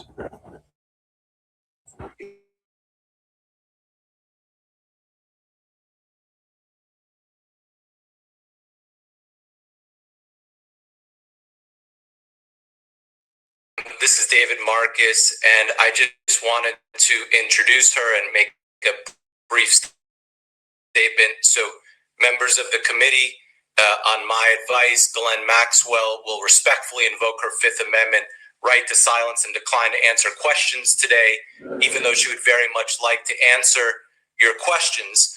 She must remain silent because Ms. Maxwell has a habeas petition currently pending that demonstrates her conviction rests on a fundamentally unfair trial. For example, jurors lied during voir dire to secure seats on the jury demonstrate these facts conclusively. If this committee and the American public truly want to hear the unfiltered truth about what happened, there is a straightforward path. Ms. Maxwell is prepared to speak fully and honestly if granted clemency by President Trump. Only she can provide a complete account, and some may not like what they hear, but the truth matters. For example, both President Trump and President Clinton are innocent of any wrongdoing. Ms. Maxwell alone can explain why, and the public is having us today in Ms. Maxwell's amendment. Thank you. And the witness, please state her name and spell her last name for the record. Ghislaine Noel Marion Maxwell, Maxwell. Thank you. My name is Jack Emmer. Committee on Oversight and Government Reforms rules you are allowed to have a counsel present to advise you during this deposition. You have a counsel representing you in a personal capacity present with you today. Correct. Will counsel please identify themselves for the record? Go ahead, Leah. You can go first. Yeah, she wants for her to give this deposition last year to tell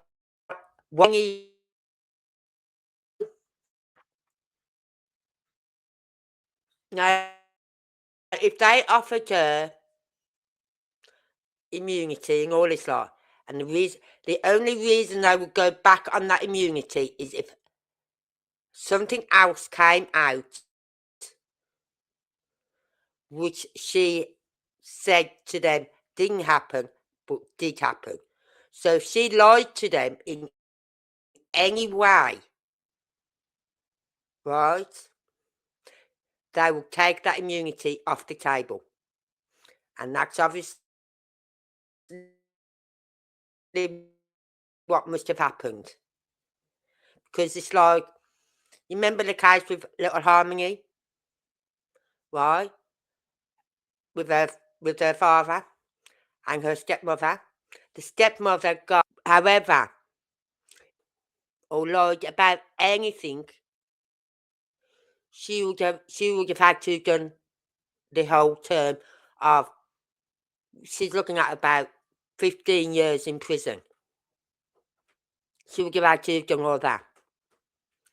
But because she didn't lie about anything, she told the truth about everything, even if it did mean she could do 15 years, she told the truth. They kept their promise. She obviously didn't tell the truth on everything, and something come out where it proved Trump and Clinton wasn't involved. Yeah, that's what sort of thing. That's what she's saying, which is BS in my opinion. Leah Safian, LeahSaffian.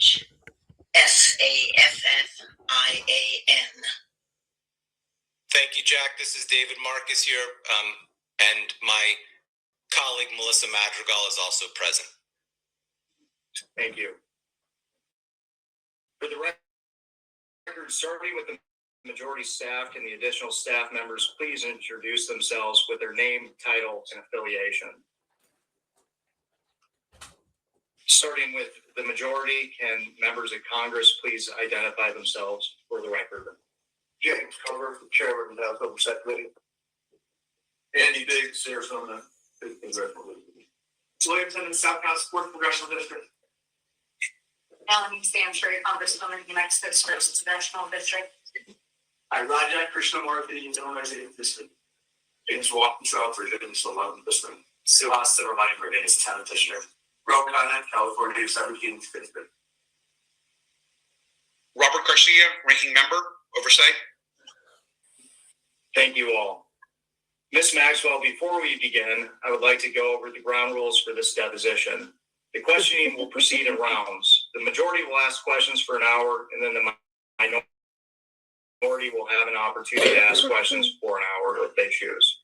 To the extent members have questions for the witness, they will be propounded during their side's respective rounds. The clock will start. And who said, I did not have sexual relationships with such and such? Was it him? I'm sure it was. The latter, in my opinion. I wish we had someone like Trump over here in a way where he's dealing with, he's closed his borders. He's getting rid of all the illegals. You know what I mean? Picking them up, carting them out. Boom. I wish we had someone like that in this country who had the balls to do that. Speaking, and when members or staff are speaking during the opposing side's rounds of questions, we will alternate back and forth until there are no more questions. Do you understand? I do. There is a court reporter taking down everything I say and everything you say to make a will wait until you finish your response before proceeding to the next question. Further, to ensure the court properly record this deposition, please speak clearly, concisely, and slowly. Also, the court reporter cannot record nonverbal answers such as nodding or shaking your head. So it is important that you answer each question with an audible verbal answer. Do you understand? I do. We had a member just joined, and they identify themselves for the record. Thank you. Exhibits may be entered into the record. Majority exhibits will be identified to understand. Most complete and truthful manner possible, so please let us know. We will attempt to clarify, add context to, or rephrase our questions. If we ask about specific conversations or events in the past and you are unable to recall the exact words or details, you should testify to the substance of those conversations or events to the best of your recollection. If you recall only a part of a conversation or event, you should give us your best recollection of those events or parts of conversations that you do recall. Do you understand? I do. You are required by law to answer questions from Congress truthfully. This also applies to questions posed by congressional staff in this deposition. Do you understand? I do. If at any time you knowingly make false statements, you could be subject to criminal prosecution, including but not limited. This includes both knowingly providing false testimony, but also stating that you do not recall or remember something when in fact you do. Do you understand? I do. Furthermore, you cannot tell half-truths or exclude information necessary to make statements accurate. You are required to provide all a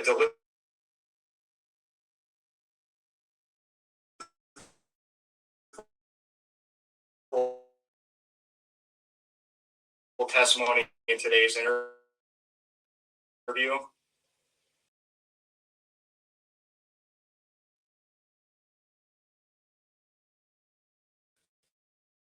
Assertion must comply with the rules of the Committee on Oversight and Hold on, my alarm's going off. Government Reform.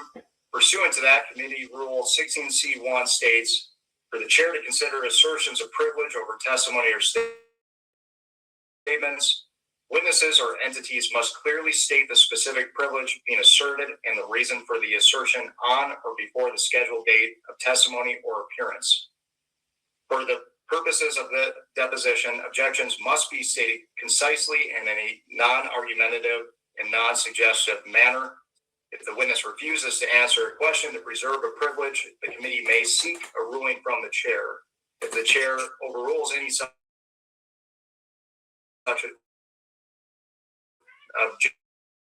objection, the witness will be subject to sanction. Do you understand? I do.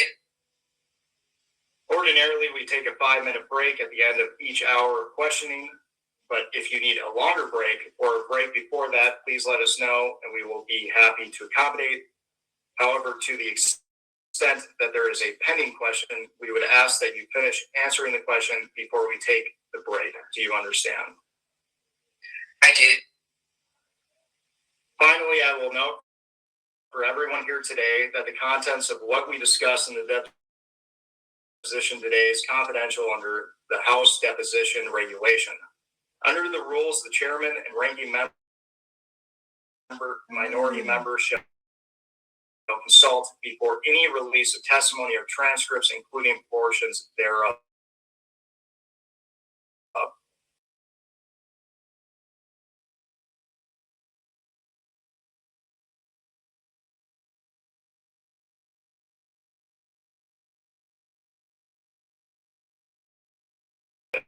Yes.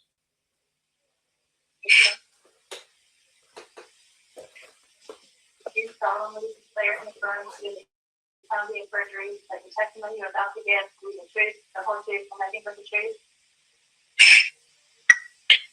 Madam Court Reporter, we could not hear you well, and I'm sure Ms. Maxwell could not hear you. I don't know if there's a way to give the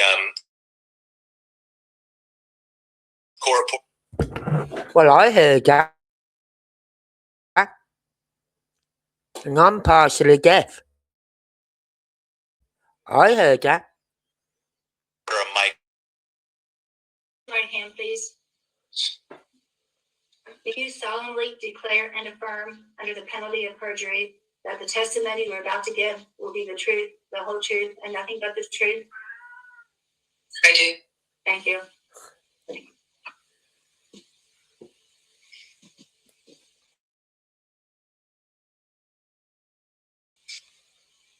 So do you have any?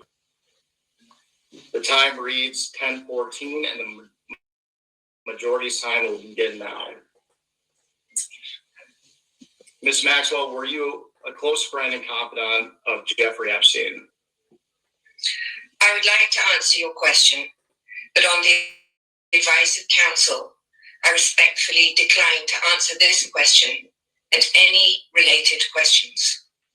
My habeas petition is pending in the Southern District of New York. I therefore invoke my motion. Let the record I reflect agree that then, Ms. Michelle. Maxwell has invoked the Fifth Amendment against self-incrimination. Ms.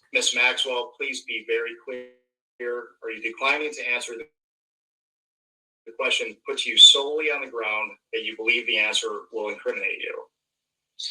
I invoke my Fifth Amendment right to silence. Ms. Maxwell, did you at any time play any role in Jeffrey Epstein's activities? I invoke my Fifth Amendment right to silence. Let the record reflect that Ms. Maxwell has invoked the Fifth Amendment against self-incrimination. Ms. Maxwell, please be very clear. Are you declining to answer the question put to you solely on the ground that you believe the answer will incriminate you? I invoke my Fifth Amendment right to silence. Ms. Maxwell, have you ever coerced, directed, or otherwise instructed any young woman or girl to provide sexual favors to Mr. Epstein or any other individual? I invoke my Fifth Amendment right to silence. Let the record reflect that Ms. Maxwell has invoked the Fifth Amendment against self-incrimination. Ms. Maxwell, please be very clear. Are you declining to incriminate you? Ms. Maxwell, did you and Jeffrey Epstein attempt to surround yourselves with influential individuals to curry favor and shield yourselves from potential scrutiny? I invoke my Fifth Amendment right to silence. Let the record reflect that Maybe I Ms. didn't know Maxwell you is pled the invoked to the fifth. Fifth Amendment against self-incrimination. Ms. Maxwell, please be very clear. Are you declining to answer the question put? I invoke my Fifth Amendment right to silence. Ms. Maxwell, can you please provide us with all the names of other additional co-conspirators to the crimes perpetuated by you and Jeffrey Epstein? I invoke my Fifth Amendment right to silence. I invoke my. So is it your intention to answer by the committee today with the assertion of your Fifth Amendment right against self-incrimination? The minority.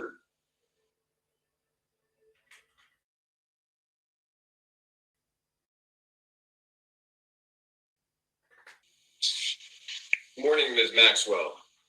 My name is John. Good morning. My name is. Right. Some I of just have this, a few when it questions goes on quiet, behalf it's of because it's minority as redacted. well. At any point during your personal relationship using minors and But on the advice of counsel, I respectfully decline to answer this question and any related questions. My habeas petition is pending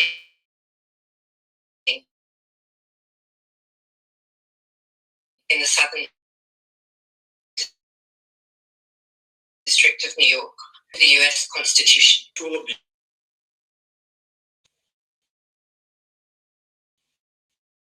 Have you ever participated in the sexual abuse of any minor or woman? I invoke my Fifth Amendment right to silence. Are you aware of Donald Trump ever engaging in sexual activity with an individual in exhibits A and B, letters that the committee has received from survivors of Mr. Epstein and Ms. Maxwell's abuse? These letters speak to the survivors' horrific experiences and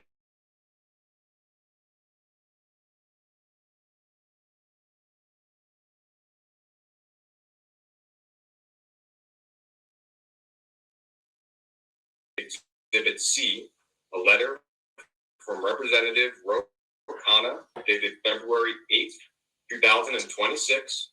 And with that, we can go off the record.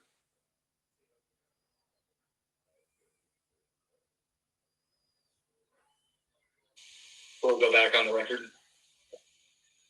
Ms. Maxwell, considering your invocation of your Fifth Amendment right against self-incrimination pursuant to the terms of the subpoena, you are excused. Thank you very much. Thank you, Jack. Thank you, Chairman Comer. Appreciate you. Thank you. We'll go off the record.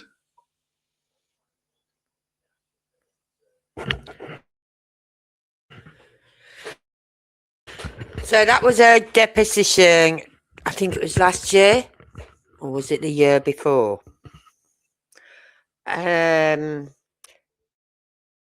So she's basically saying, give me clemency, I'll tell you what you want to know. I'll tell you that Trump had nothing to do with it. I'll tell you that Clinton had nothing to do with it. Oh, you know what I mean? And my mother dying fucking to. I'm sorry, Maxwell, Ghislaine, or Ghislaine, or whatever they call you. I call you a piece of ish. You deserve every minute, every second of every minute of every hour in that cell. But I want you a nice cushy prison at the moment because you're in a low category prison. When really you should be in a high category prison. You know what I mean? So she just makes me sick. And to believe she came from the UK, it just shows, like I agree with Michelle, her father was just as bad. She learned from the best, her father.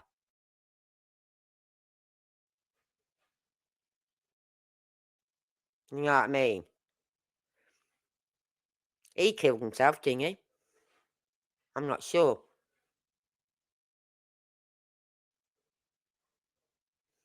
He died in a boating accident or something like that. I can't remember how he died, but yeah.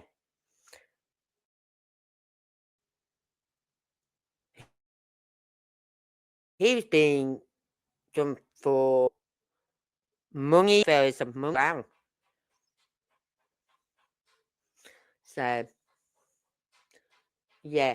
Oh, my cats will be happy. I've ordered a new cat litter tray today for them. Don't know how long it'll take to get here, but I've ordered one.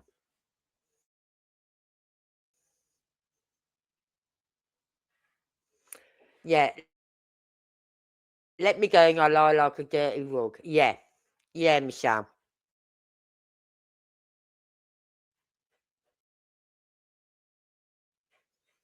But you see, as I said, if they promised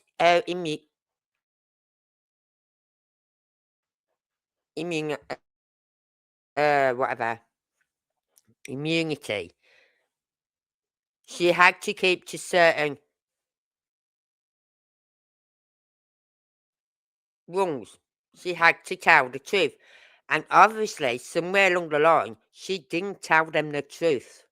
And they found this information, took the immunity. Ghislaine, friend, or should I say, or did he? You go for free, love. Oh no. They wanted someone to go down for this. Yeah, father was Israeli, yeah.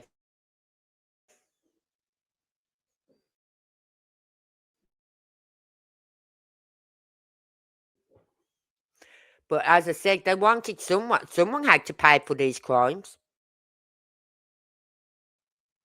And I don't think 20 years is nearly half, not even enough for what those girls went through. And are still going through.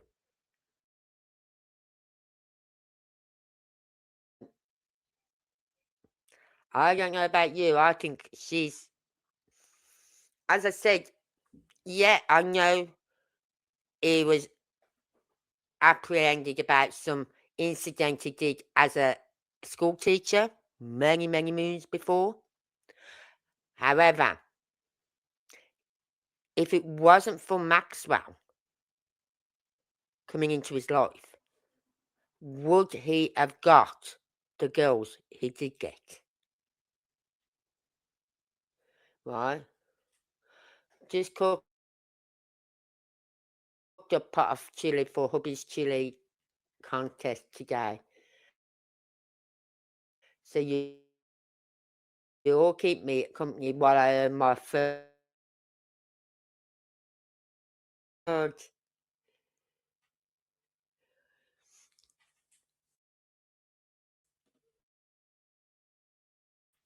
I'd love to, but I can't. It's like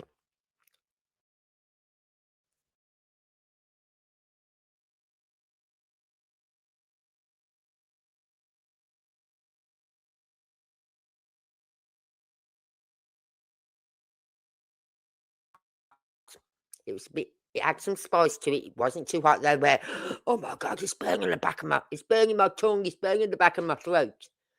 It wasn't like that. It was absolutely gorgeous. Yes, I'm and how good my curry was. But I'm going to do the same again this month. Do some curry. And do the same consistency with the, like I put red peppers in. But I've just only used half of one red pepper. Or was it 2? No, 2. A whole red pepper. But I've diced it up very small. So, and I put an onion in. And then a few, what spice did I put in? I put in a spice. I can't remember. Right. The hairs before the mince. I put spices in. Like, you know, when you cook with spices, you're supposed to cook the spices first with, like, say you're doing onions or something. Cook them with your onions and then add the rest of the ingredients so that the spices get to cook properly into the food. If you're adding herbs, then you can add them later on in the yes, fucker. My candle burning here. I've got an incense burner over there. I've got a plug-in by their bathroom door. I've got a plug-in in the kitchen. I've got incense sticks, oils in a big oil jar in the kitchen. And they've just stunk my fucking house out again.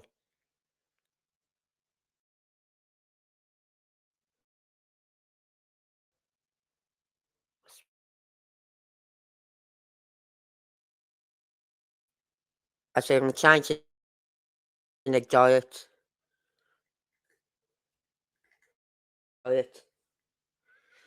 Anyway, so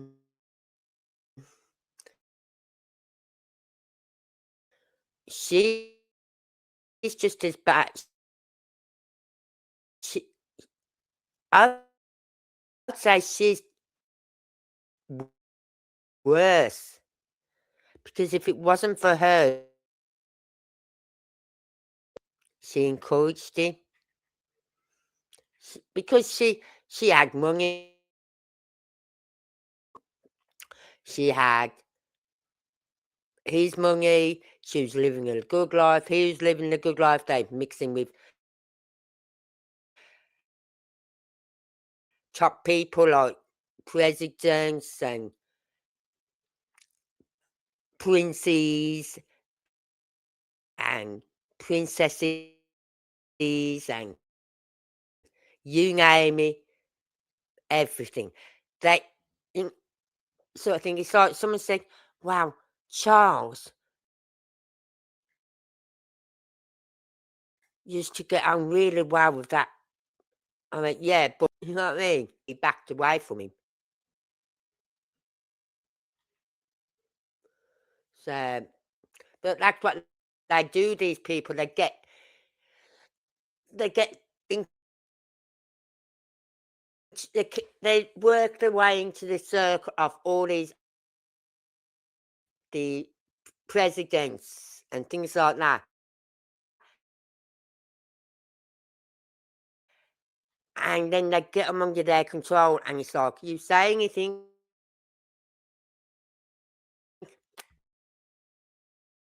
I know secrets about you.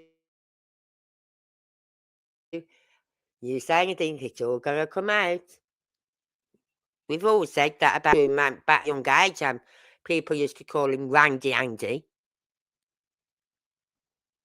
And I used to think, why did they call him Randy Andy? Is it just because his name's Andy and Randy goes with Andy? You know what I mean? I was young, I was innocent, I was naive. But then as I got older,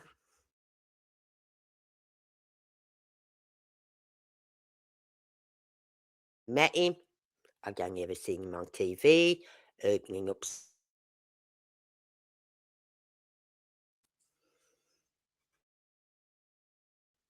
But yeah, he got arrested today.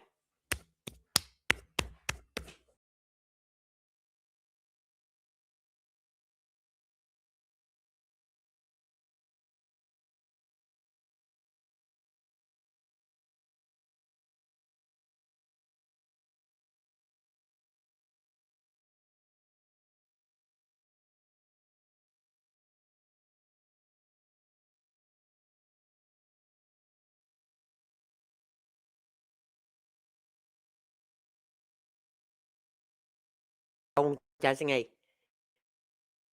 Because he hasn't got Magdalene. I keep saying Magdalene. He hasn't got Maxwell. He hasn't got Epstein, whatever. He's got none of them no more. None of the socialites who's mixing with in USA want to know him. He's got no one.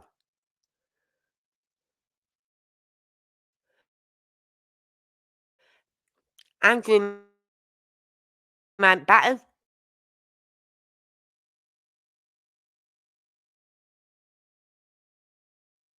Well, hours later.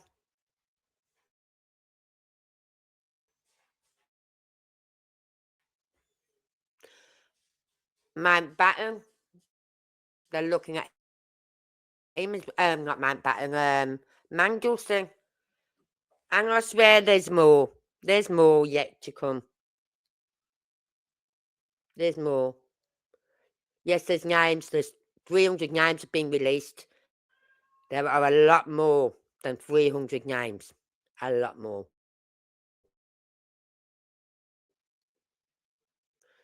It's to use a bargain chip so they can call it. Yes. Yeah.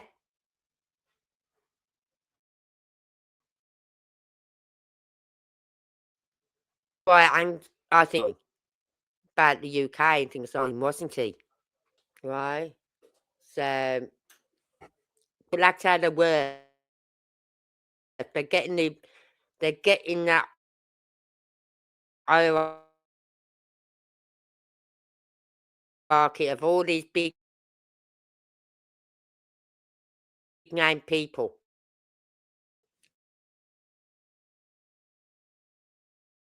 Around them. So then they'll stick up for them and vouch for them and he wouldn't believe the FBI, the federal people.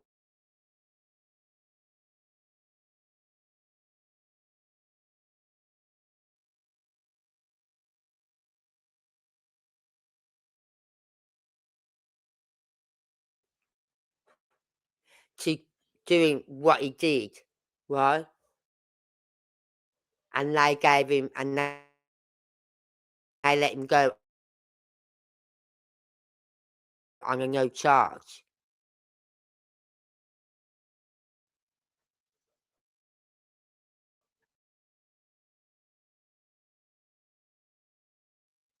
They can now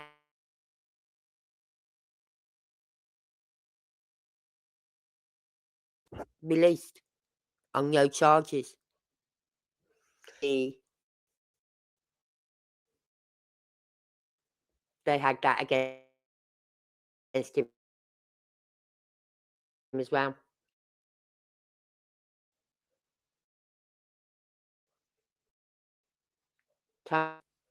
It's like what's her name? Who's that host, that talk TV host? Oh, I used to watch that, and now I can't stand her. No, the other American who moved to the UK.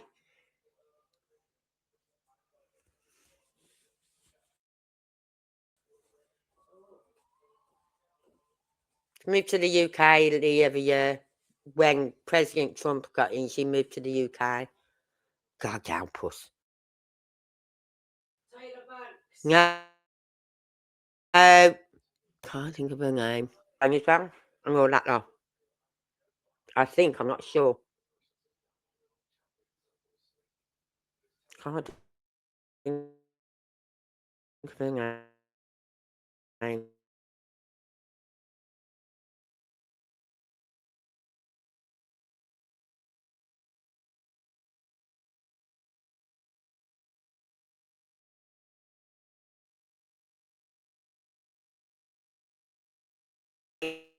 Names.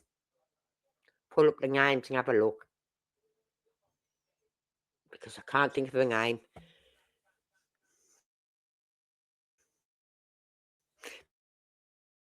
Because she went to a lot of these celebrity parties as well. All celebrities. Anyone in the know went to that party. Right? And this TV host person, Ellen, or... No, not Ellen. What's her name? Ellen. Come on, everyone in chat. Come on, tell me. Ellen. Oh, God. But she was in... You know what I mean? She knew the new. She knew them all. So they're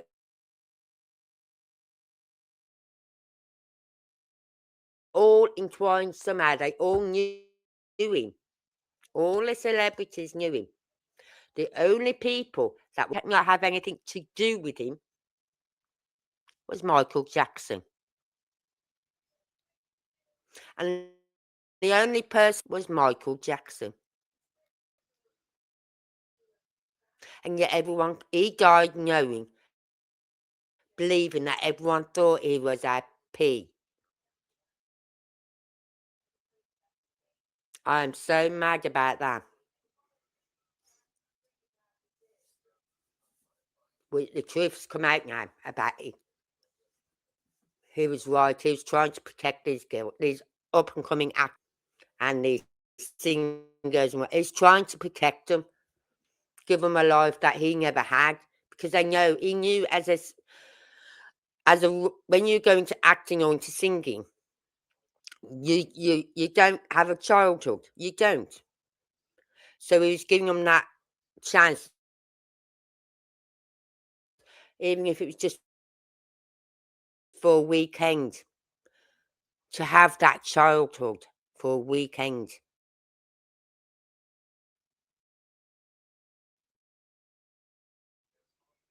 Because that was something he never had.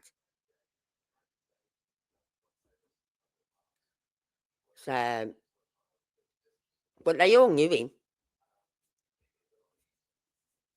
For fuck's sake, he even come over to the UK and went to Balmoral and stayed in Frogsmore, was it? Frogsmore Cottage? Royal Palace, one of the royal houses, anyway.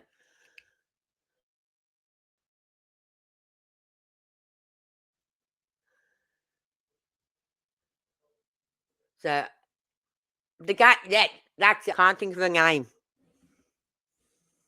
She's in her 60s, 70s. She's coming up to 70 something in age.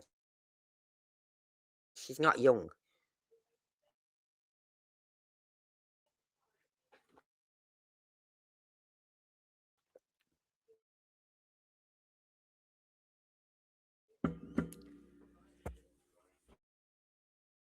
But I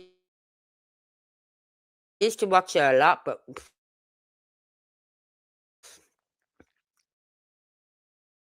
as I got older, I sort of thought, you know what, I can't stand that woman.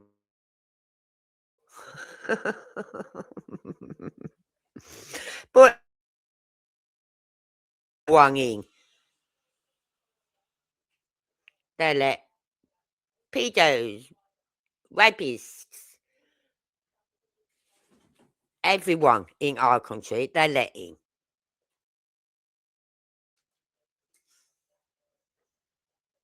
Everyone but the people we really want in, like the doctors, the lawyers, and all those people. No, they can't get in. We're full. You can get in. But if you want to come to the UK, just go to France. Tell them you've got no money. You'll pay it off when you get over here.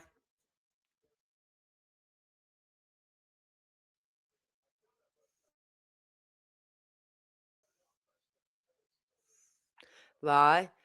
And jump in a little speedy boat thing, inflatable boat, hit our shores.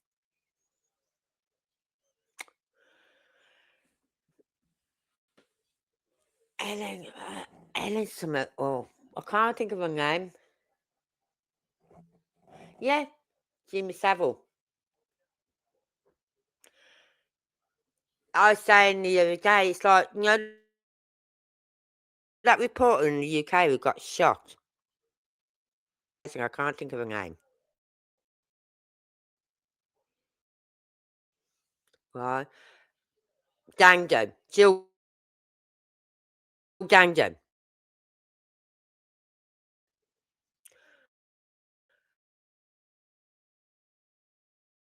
She's looking into something. Doing some research on something. And I said the other day, I said, it wouldn't surprise me if she was looking into Paris and Hugh Edwards. That was all on the BBC. And it wouldn't surprise me if she was looking into one of them or all three of them. And I think she was the way she was took out, gun to the back of the head. Boom. That was an assassination. And she was took out because she was working on something. But it's never come out what she was working on. Never. And they've never found the person who done it. Probably when we're all long and dead, our grandchildren will find out, it'll come out then. You know what I mean? But they're just sick. And it annoys me to how that people cover up for them. Oh, but Jimmy Savile, he did a lot for charity. He opened up, he raised all this money for a cancer hospital, this ward on a cancer thing. We can't lock him up. Yeah, we can. You know what I mean? So, she wanted clemency. She wanted to get out of prison before she talked.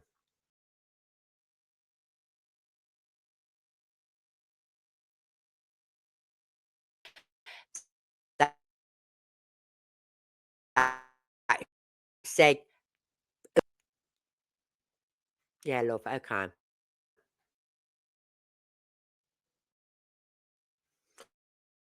Just because you got sent down for 20 years for something you said.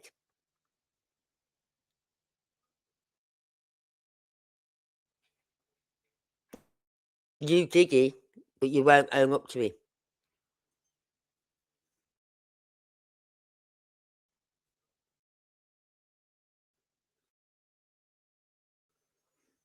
Now, if you wanted clemency, why didn't you tell them the truth before they sent you to in your trial? Why didn't you say, look, I got this, and this hanging paper, everything before I say.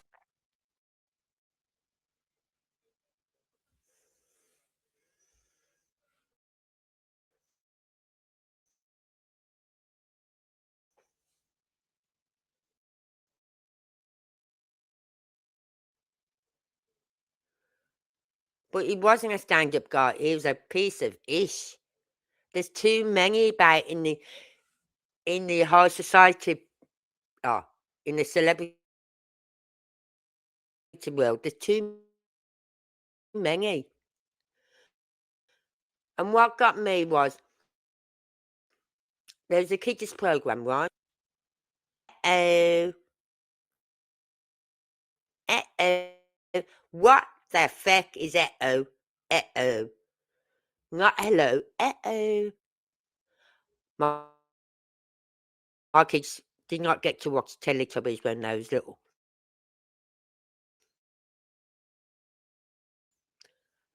And well, there was another kids program which I did like, who was in one of the costumes. So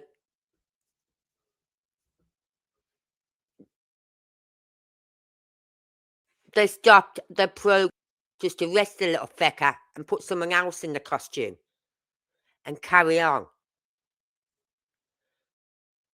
Right? But, oh, it's all right to have Hugh Edwards on the news every night. It's all on the news daily. And Rolf Harris having his programs and doing his whatever paintings or drawings or whatever. It's all right for them to carry on. But one guy who was hidden by a costume, I'm not going to, I hope he was a program altogether.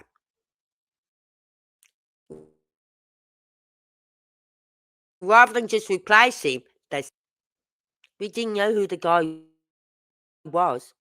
We didn't know him. He wasn't no celebrity.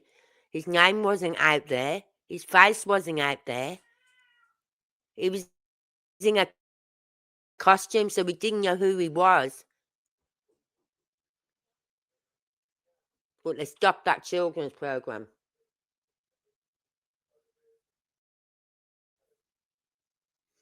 You're welcome, Euro. And don't worry, I'll be picking up on this again next week. But tomorrow night, everyone, I'm back to my sweet boy Sebastian. Okay. I think I've had a break from Chrissy Poo for too long. I miss my Chrissy Poo. So you can see what tomorrow nights are going to be about. Right. So covering the episode, we're going to be listening to interviews from the victims who've come out publicly and spoken. We'll be playing some of them. Everything. Anything I can find video-wise in the documents, we'll look at the documents, everything. Okay? Look at Jared Guy from Subway Commercials. He gave to charities as well.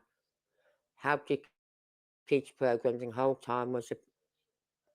Really? Really? I didn't know that. Did not know that one, Michelle. So anyway, thank you, Anne. Really. I hope your hubby wins that. What is he? Whatever.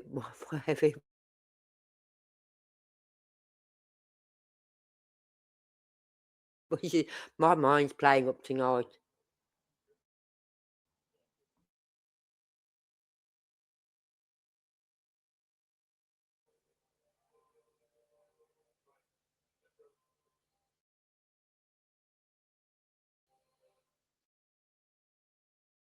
Yeah.